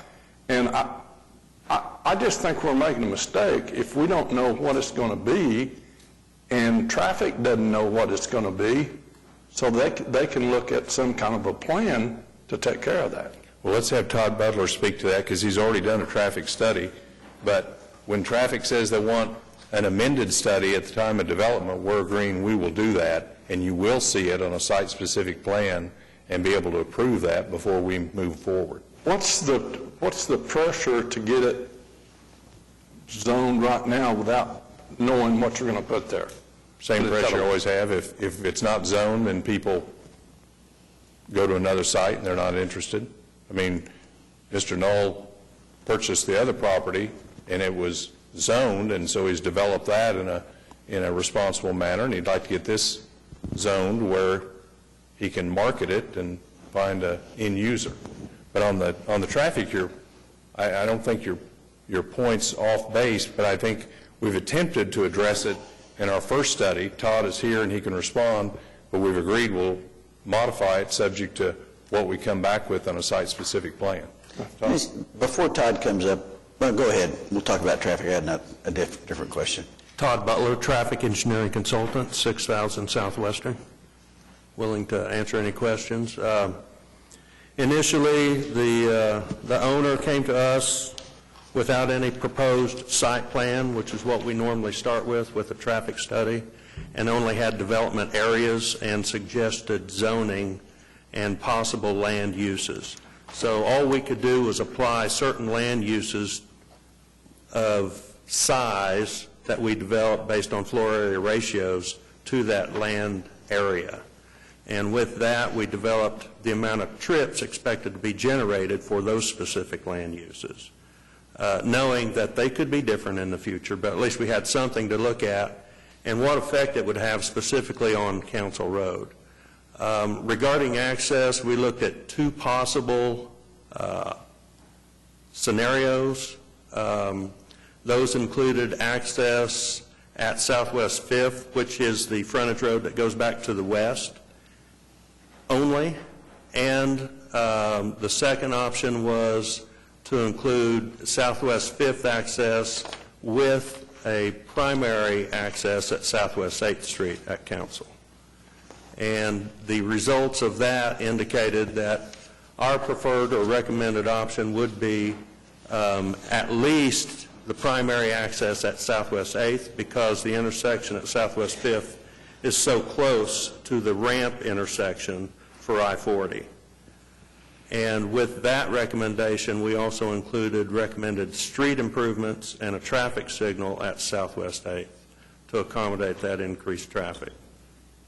Was there any discussion about who pays for the street improvements or who pays for the signalization? Not as part of the strict traffic study. No, we didn't get into cost, who's going to pay. That's typically not a traffic-related issue. But what I'm getting at, nor does this application address that either. Who pays for it? Okay. I understand. Well, you said that you used certain zoning types. What zoning types did you use? In other words, what kind of use did you base your traffic study on? If I look at it, Todd, these are the ones that you set out in the staff report where you said 74,000 square feet of shopping center, 6,000 square feet of restaurant, fueling station with convenience, having 80,000 square foot truck sales facility, and are the ones that you used those that are set out in our staff report? Yes. That's tried to come up with the most traffic that would possibly be generated. Okay, so worst case scenario. What your study is based on is those assumptions, correct? That's correct. Yes. Just for reference, how big is the mall across the street? It's a lot bigger, right? Oh, yeah. Yeah.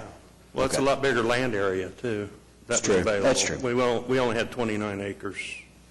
Okay. We actually have 29 less the road, which is 25. Thank you. Okay. This doesn't necessarily has anything to do with this application, but I'm curious, does anyone know the history of this zoning, how it got to be R1 in the first place? Was this something that was R1 when it was brought into the city, and then just made R1? Because obviously it doesn't fit.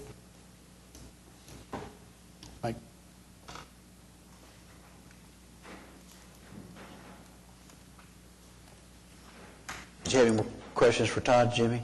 Or are there any more questions on the traffic? No.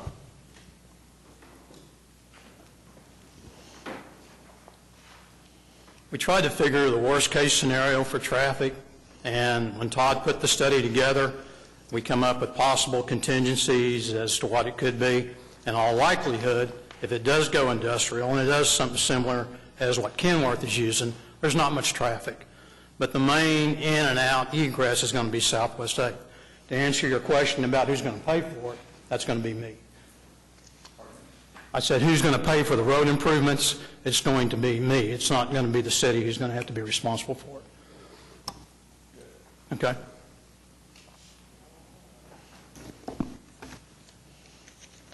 Can we go back, revisit the signage for a moment? You brought this to us before. We asked you to bring it back in a PUD. You've done that.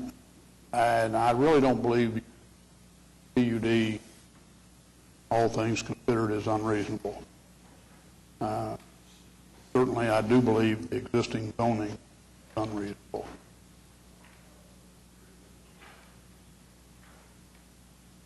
What if we deferred on sign? And I know what you're doing, Dennis. You've got an industrial PUD, so you're deferring to 50-foot signs. I'm with Bob on that. That gives me heartburn. I know it's the interstate. I know there's tall signs there. What if we take the non-accessory signs out, like you have, and say on-site signage will be determined at the time of plan approval? so we can see what we get. You know, I can see that on the interstate, a 50-foot sign may be appropriate. I don't know that 5 of them are, but I can see that one might be. Maybe there should be 40 feet. I looked at the site, but I seem to recall there's a little bit of a low there, which may cause you to have a little taller sign because of the topography. But, you know, we could see it that way rather than just having a blanket deal. The area that you're talking about low is going to be low. It's going to probably be somewhere around 4 feet below the interstate as it goes to that half point, section point over that bridge. And that's where it needs to be to get it out of the floodplain. And I might remind, like Mr. Bright, we've agreed to not have any billboards of non-accessory signs there, just to get this done. That's in here. I understand. And so it's not that we're not concerned about all this stuff. I just think we're trying to fix it to where we're not boxed in or I've got my hands tied. And because then when you get into that situation, you have to make decisions based on what you can. And if you have a little bit of flexibility, then you can do some other things. Let me speak to your traffic guy one more time. Sure. Or 2 times you want to. In your study, did you include anything on the proposed frontage road and the bridge going out to MacArthur? We looked at that, and initially I thought, you know, there might be some traffic generated by that direction, but generally speaking, I think it would be easier access directly off of Council than getting off at Rockwell and coming over 3/4 of a mile. Okay, so we already have a problem there at Rockwell. Right, I agree. And so basically I took all of the traffic generated by the site directly off of Council. Okay, thank you. And you didn't anticipate that road being there for traffic to go the other way? I did anticipate the road being there, but I just don't see that much traffic using that necessarily unless they just happen to go back over to Rockwell. So your studies did include the road? As far as the review and having it initially involved in the plan, I did include it, yes. But as far as taking traffic to and from that direction, I did not. I took all the traffic off of Council Road, which would be far more conservative as far as the improvements necessary on Council.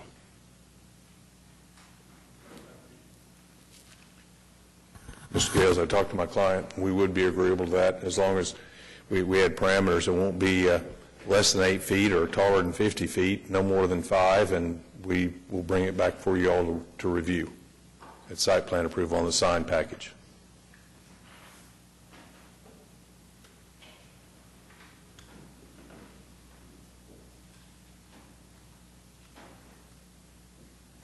So that means that signs are off the table for this purpose, other than the 8 to 50 foot, Yeah. 5 or less.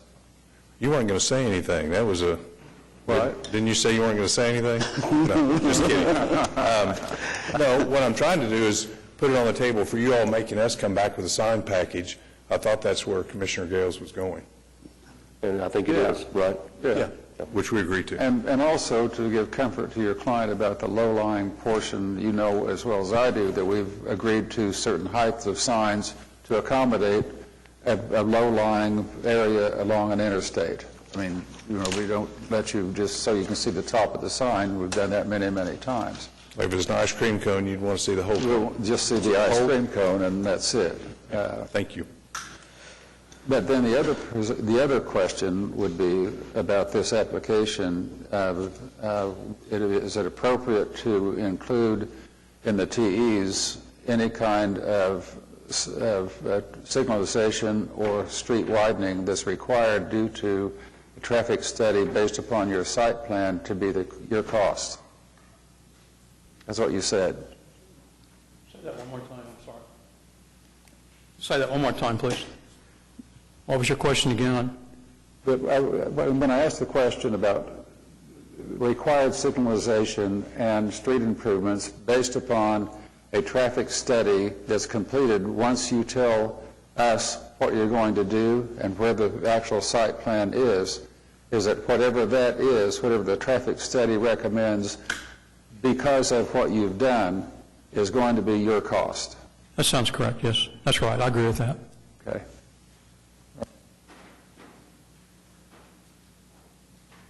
So I'm going to make a motion to approve this, and then we're going to,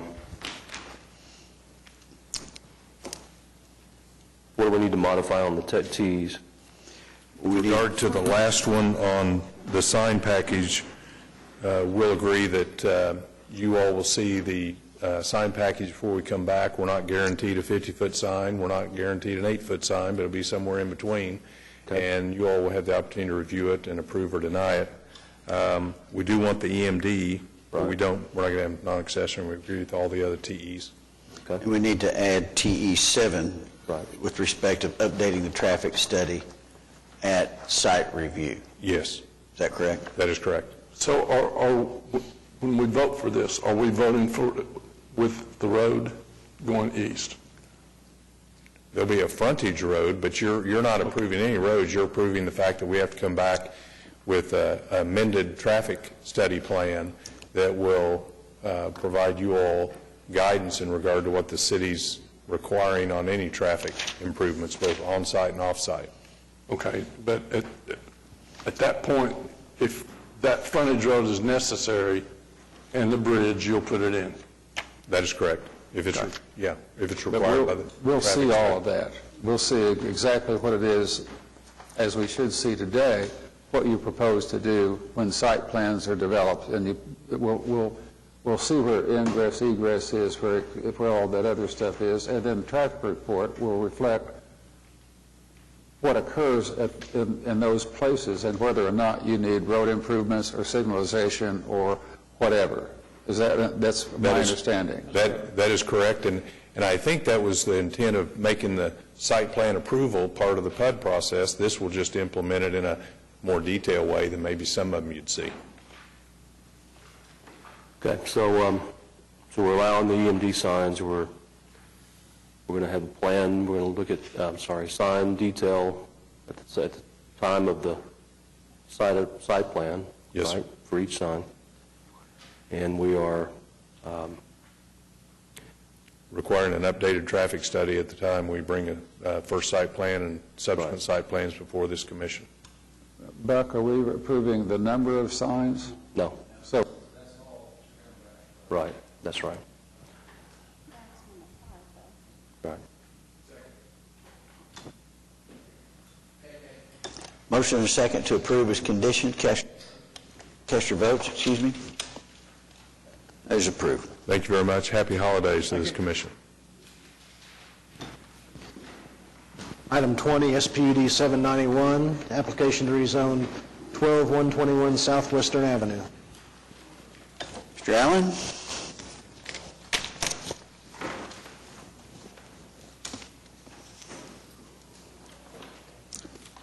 Good afternoon. Charles Allen, Allen Engineering. Mr. Gahani Out-of-Body is here also, the owner of the property. This was continued from a month ago. Since then, we've eliminated some of the uses that were objectable. We've moved the dumpsters to more than 50 feet away from the residential. We've widened the landscape buffer on the west side from 5 feet to 10 feet. I think those were the major items that were requested. And I think there are maybe a few people here to speak. Yes, there are. I'd be happy to answer any questions, agree with the staff report. Any questions of Mr. Allen before we hear the protests? We also changed the architecture on the west side and also on the front building on Western Building C, where 3 sides are masonry. Charles, you said you modified the buffers and blah, blah. Can you give us some detail there? Originally, the minimum required 5-foot buffer. We increased that to 10 feet by moving everything basically 5 feet to the east. What's the buffer going to be now? 10 feet. 10 feet. Well, I understand the depth. What's going to be in it? It'd be landscaped with evergreen trees. And right now, I think they're on 20-foot spacing. 20-foot center? Mm-hmm. Thank you. Okay. We have several people signed up. Connie, is it Boyer? Would you come up, please, ma'am, if you'd like to speak?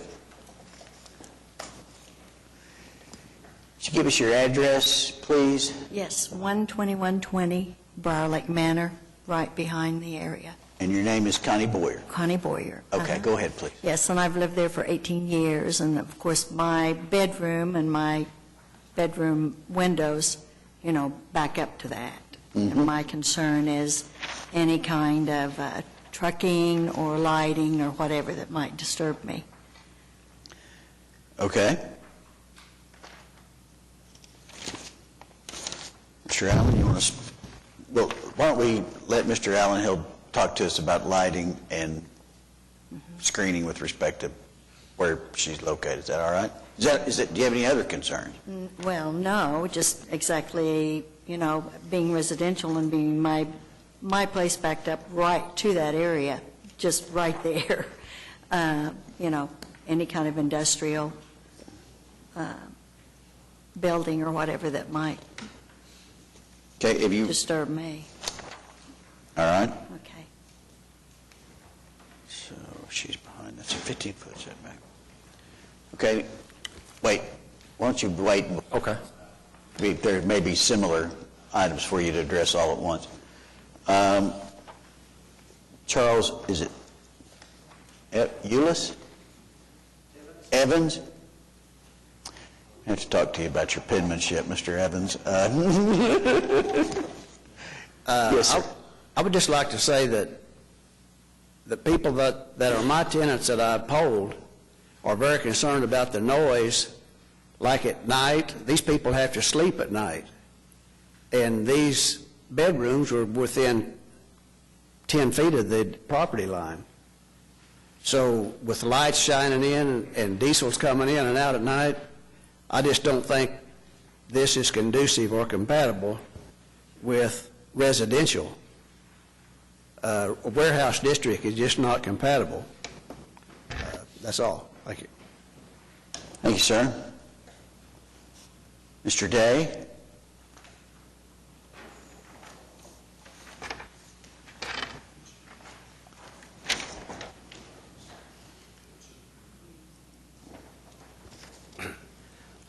My name is Bruce Day, 12105 Briar Lake Manor. I'm on the east side of Briar Lake Court there. My concerns being the same as most of the other residents in the area, along with the landlords, the noise. Haven't heard anything addressed about drainage. We had requested some better drainage proposals, along with a retaining wall which would run full length of that addition to help offset any kind of water problems that are a concern. I don't get much of the water myself, but they do have drainage pipes that when it does rain, you see that those people do have and could have a substantial problem with the drainage in that area. I would also be concerned about the type of lighting that they may have in that area because of the people's normal lives, the way they live. Some of them work late, they come home, they sleep. They either work late shifts or early shifts, so I could see that being a problem. The environmental aspects of what can go on with that being that type of a facility. And also, I'm looking at the values of our homes. A lot of us own our homes, but there are also a lot of rental properties in that, but which surprisingly to me have really stayed well. It's an area that most people when they move in, as a renter, stay 5+ years or more, which is phenomenal for an area like that with it being rental. And they're well kept. The people that do own those properties pay real close attention to what goes on in the area and address with the tenants if needed, if there are any problems. That being said, I'm just, like I said, more concerned about that type of a facility and some of the problems that, from the outcome of it. Thank you. Any questions for Mr. Day? Curtis, you want to talk to us about drainage, please, in that area? Had some comments about that? Curtis Liggins of Public Works. In the previous meeting, Mr. Allen had agreed that the developer had agreed to intercept the water onto their development and take it to the channel to the south. That's still the plan now. Just briefly, the northern third of this property is going to be cut. The middle third is probably at grade. The southern third is going to be filled, which would require a retaining wall along the west property line there. Then we're going to have, a standard, well, we proposed a 6-inch curb. We can raise that to 8 or 10, 12 inches, whatever. But none of the drainage from our site, other than the 10-foot landscape buffer, will drain to the west. And actually, the northern third, when we're cutting the site, would leave a little mound in there, so you're really only looking about 5 feet. Where the drainage problem right now is from the Goodyear store to the north of us. And if you have the landscape plan, you can look on there. There's at that corner there, you'll see a little white flume there, where we're taking all the water that now goes to the west, taking it through our site all the way to the south property line to the natural drainage to the south. So I'm sure that we're going to improve their drainage at this point. As far as the noise, the type of use that we're looking for is similar to the Ward Hall property that you heard earlier. It's small office buildings, a couple offices, 3 offices maybe in the front of these buildings, a storage warehouse with access through a garage door. I had the same exact type of space when I first worked here back in 2001. I had the same type of setup. I had a survey company where we brought our survey equipment in at night and a vehicle inside the warehouse. There's very little traffic in this type of use. It's typically in the morning, workers show up, do their work. There's a secretary that mans the office during the day. In the evening, 5 o'clock, 4 o'clock, the people are coming back, getting their own personal vehicles and leaving for the day. There's very little use other than the normal work day for these. There's low traffic, there's low noise typically with these. The most noise you're going to have, and I hate to say it, is from the dumpsters being emptied once or twice a week. And unfortunately, they like to do it early in the morning, and that's going to be our biggest complaint, I think. And as far as the lighting, we're kind of, it's a delicate situation there. We want to provide enough lighting for security, but not too much lighting that we're offending the neighbors to the west. So we've got a lighting ordinance that we've got to adhere to, and we'll do that. I think those are we also have an 8-foot wood fence that we're going to put along that landscape buffer. Wood fence, or the staff report talks about either, it could be wood, but it also talks about it might be masonry, blah, blah, blah. You're proposing a stockade fence, basically. Well, it's commercial grade. I mean, it's not your Lowe's or Home Depot I understand, wood fence that falls down after 2 or 3 years. And the last time we met, we also talked about some uses. The chairman's not here today. I believe he was the one mentioning this, but moving some of the uses over to the western side and only having these low-impact uses on the back. Right. You have done that. Yes, we have. And mostly for the eating establishments with drive-through or sit-down. I think those were the main uses that were identified for the building C on the... So building C... What is the distance of your west property line, north and south? Front. It's the About how far is sorry. that?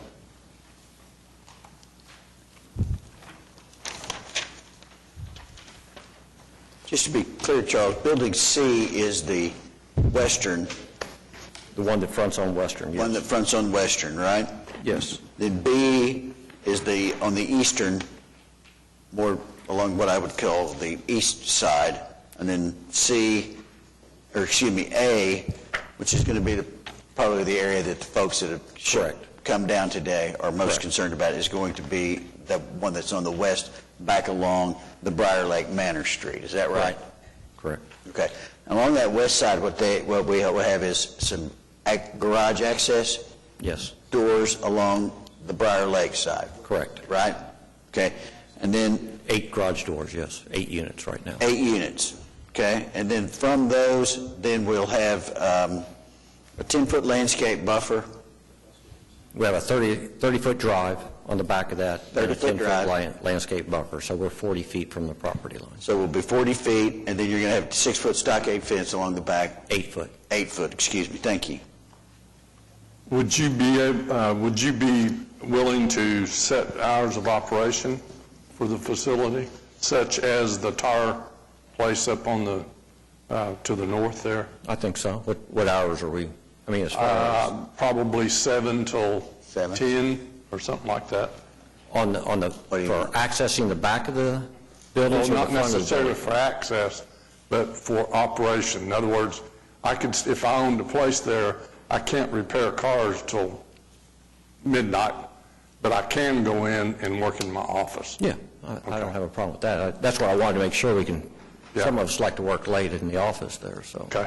Which would be access from the front typically, not the rear and bothering the neighbors. Yeah, I think that, the issue really is access to what I would think of as an alleyway, the access along the property that abuts residential. Right. And whether that's, issues of, under eave lighting or outdoor, speakers or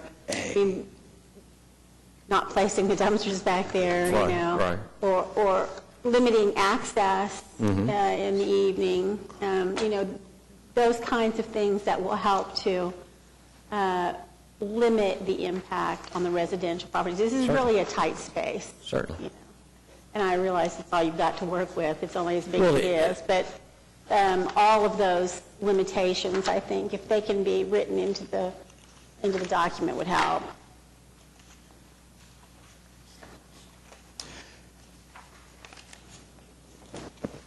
Okay, so that would be then, hours of operation considerations would be for building A and B. Is that right, Charles? Correct. The residential, those that are closer to the, and then obviously your retail operation close to Western, that would be subject to the hours of operation.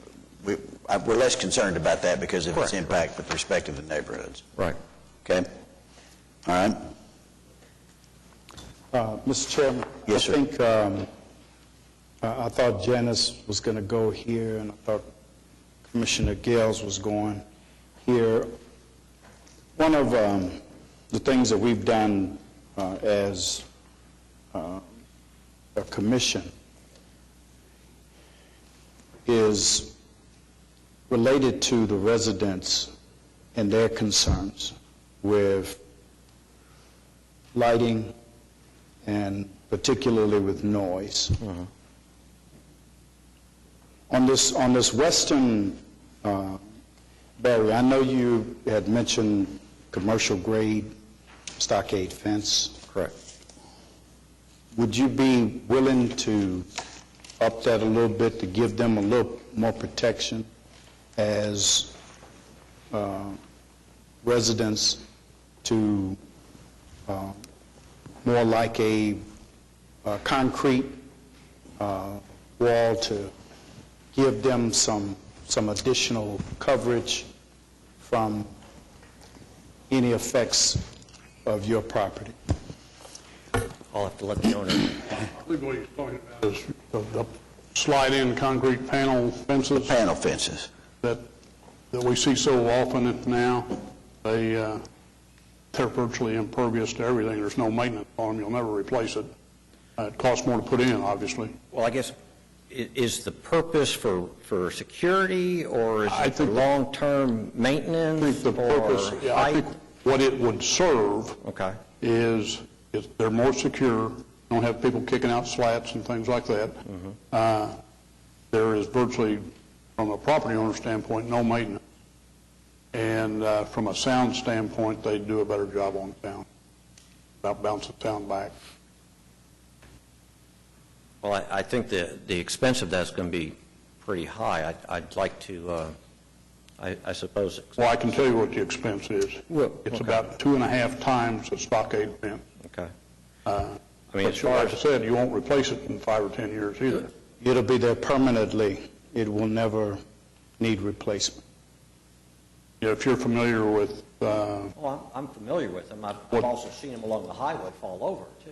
So well, and they're not, and it's you know, if it's a security issue, it's not going to keep somebody from climbing over the fence. No, it can be scaled, but it's going to be... the honest person out. 8 foot tall, or a good jump. True.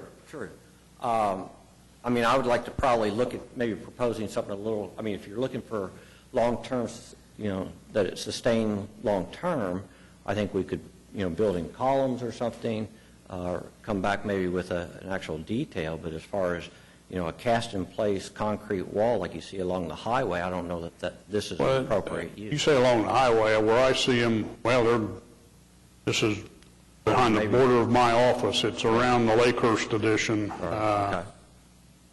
They're becoming very prevalent. If I may say, the 8-foot fence that we're proposing to put is not just the 8-foot panels that you could go buy. These are individual plank pieces that we will put up that this fence would probably last 20 years. It would not be just 8-foot panel that would blow it over. And one thing we could do... Is it steel posts? Yes. Okay. One thing we could probably perhaps do to make it a lot stronger than for the fence, we would put a brick post every 20 feet, put a brick fence, and then put an 8-foot fence in the middle, very nicely done, that it would be a lot more attractive than what residential has today, that all have 4-foot fence with grass growing in it, and they're using it for, you know, just security, just being there. So those are going to be gone. As a matter of fact, this fence that we're proposing to put up there would give them a lot more security, because is a lot taller than what they have right now. And with this development being there, we would have, you know, control over it to make sure that no one being back there that does not need to be there. And with the lighting, yes, we will address the lighting to address their needs, definitely. And with the trees, you know, we will make the trees closer together so it would be more secure for them, so they would not see the building. And we have pushed the building as far as we could to the east to get plenty of buffer zone between them. So overall, it makes a better improvement for that corner, because there is a lot of things going on in that corner, and that having a empty land sitting there, it would attract a lot of nuisance to the area. If you know, currently, yesterday I went over there and people had brought in 10 truck full of dirt and dump it back there. Because it just creates a lot of nuisance. And they bring trash over there and throw it. They bring tree limbs through the fall. They bring all kinds of things and they throw it there. I think with this improvement back there, it makes it really attractive for the residential, because it is secure for them, you know. And about the water drainage, mostly it's coming in from the Goodyear. It's not even coming in from this land, because that corner, there is a plume right there, and it's blocked off. I believe Mr. Allen's addressed the drainage Right. concerns to our satisfaction. If I could, I think we understand the drainage issue. Ms. Ball, I failed to call you up. Would you like to speak to us, please? Thank you.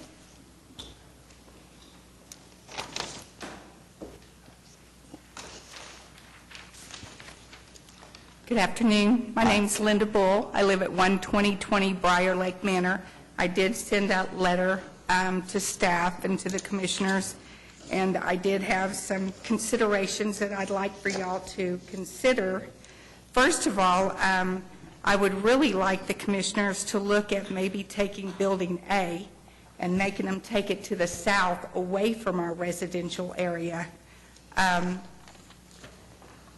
and take the noise away from us, and then maybe we wouldn't have to worry about all of this noise and the doors going down. And those doors are heavy that's on there. And our backyards are small. I don't know if any of y'all have come out to look at the area, but we have small backyards, and there's not very much that we're from that back fence. So I would really like the commissioners to look at maybe they take that Building A and move it to the south of the property, back to the back. There's nothing back there at the south.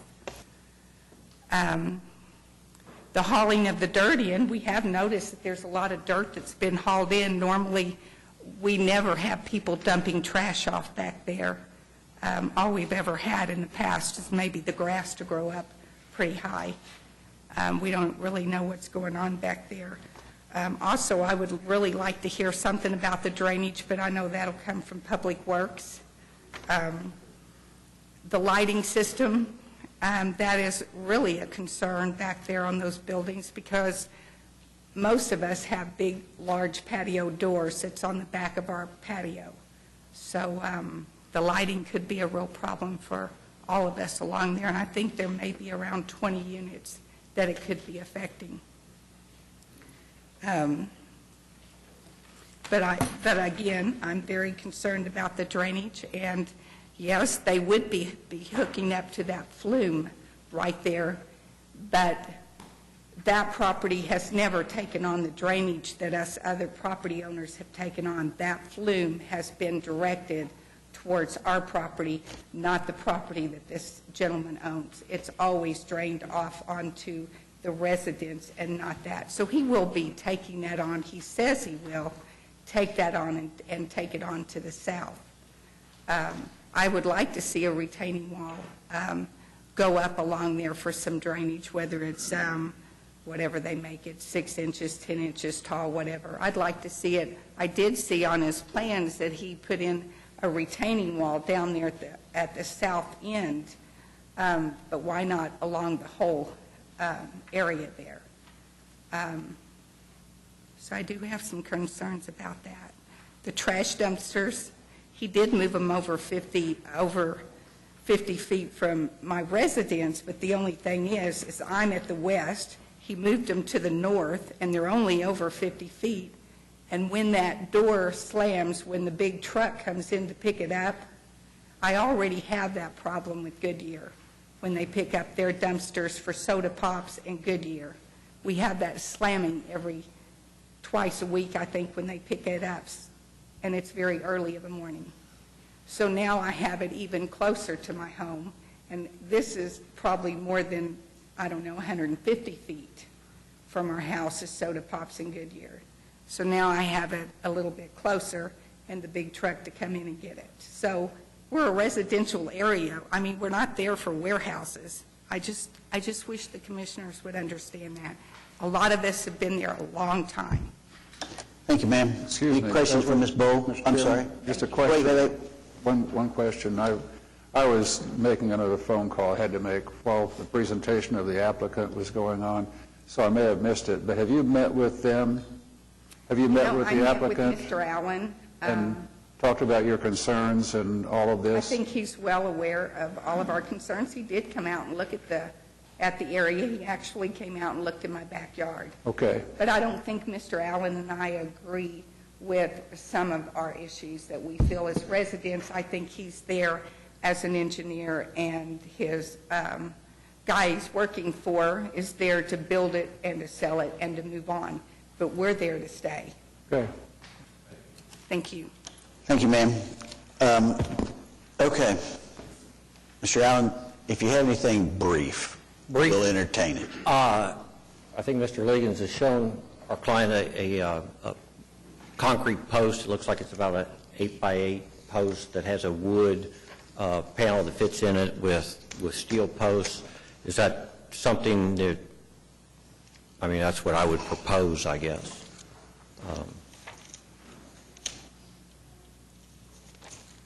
I think. This cuts both ways. If you'll look at those panels, I think from a maintenance standpoint, with what you're going to do, what you're proposing to do, I think you will be money ahead by putting in the slide-in concrete panels rather than what you're proposing. And I think it will be there a lot longer. I think, the maintenance of it is almost nothing. And rather than 20 years, I think you'll probably get 30 or 40 years out of it. My opinion. Yes. We could, The other point if that's on what that- the commission would like to have it back there, we would do that, yes. Okay, good. Doesn't there remain the issue about the dumpsters being close to that woman's house, and lighting and noise factors? Are we still in the same bucket with dumpsters now being moved, but they're still within this far of her backyard? Well, as far as the noise of the dumpster, I mean, we've moved the dumpsters away from her property. At the last meeting, it was a matter of smell. This is a office warehouse that we don't have a restaurant. As far as the noise of emptying dumpsters, if she can hear them from Pops or Goodyear, I'd have to move them off my site. Fair enough. I mean, I have to have, That's fair we're enough. required to have dumpsters. Right. We're going to hear them when they're emptied. But if you put the fencing in that you're suggesting, this concrete pillars, that may mitigate the sound Some of it. better. Sure, it will. Because you've got concrete to go through rather than open slats. Correct. Okay. Okay. When I met Ms. Bowles out there, we met, specifically looking at the drainage issues for the most part. The other issues that she's brought up now, the noise, the lighting, we're going to follow the ordinance. The noise, again, I go back to, this is an office warehouse. If we need to restrict the hours of operation on the back of these buildings, we're willing to do that. Thank you. I am reminded, Commissioners, that this property is Zone C3. Okay? I mean, to be clear, and I think we all know what that means with respect to some of the complaints that we've heard with regard to lighting, with regard to dumpsters, with regard to screening.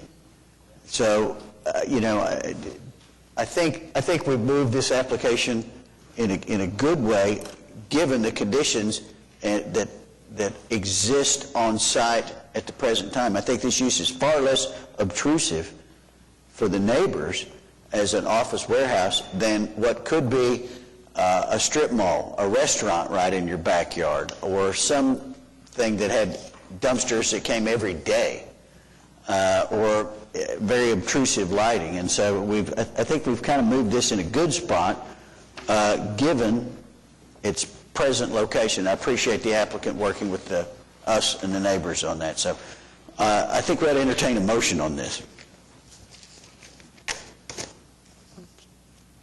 I'll move for approval of the application, incorporating the concrete panel fencing, the under-eave lighting, the movement of the dumpsters to the least obtrusive location you can fit them on the site, the issues with respect to drainage that you've worked out with staff, and your commitment, I thought, that there wouldn't be any outdoor speakers or that sort of thing on site. Those uses are limited to the front retail spot. Right. Correct. So with all of that, I'll move approval. Wait, you also need to add hours of operation with Oh, hours respect of to buildings A and B between the hours of 7 a.m. and 10 p.m. Yes. That our understanding? Yes. Okay. Can I get a second on that? Second the motion. Thank you, Lee. Got a motion to approve as conditioned and a second. Cast your votes. Thank you. Thank you all. Appreciate you coming down.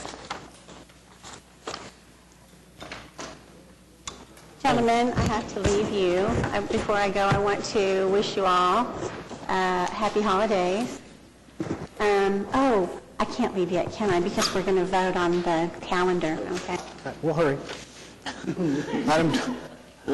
Item 22, C6680, preliminary plat of Castleberry Villas, located west of May Avenue and north of 192nd. Sorry, Ms. Powers. Chris Anderson with SMC Consulting Engineers representing the developer. We've read the staff report and agree with the TEs and ask for approval of the preliminary plat. Move approval. Motion is second to approve item 22. Cast your votes. That item is approved. Thank you. Thank you, Chris, for a brief presentation. The rest of the items are continued, which takes us to adoption of the Planning Commission meeting schedule. Which is item number 29. Commissioner, I would like to propose that we change the schedule so that we only have one meeting in June and one meeting in July. And if we have to go back to having 2 in August, so be it, although I'd be happy if we just had 1 for all 3 of those months. But June and July are now officially summer based on the Oklahoma City School District. So that's where I'd like to see us move our summer schedule.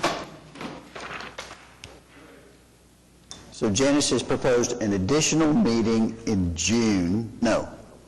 Crazy. One less in June, one more in August. Trade June for August is her proposal.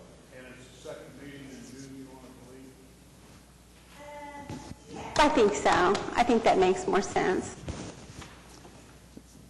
So, And you're going to add one for August? Well, if we have to. Be all right with me if we don't, but I don't know. We may be required to. I don't know.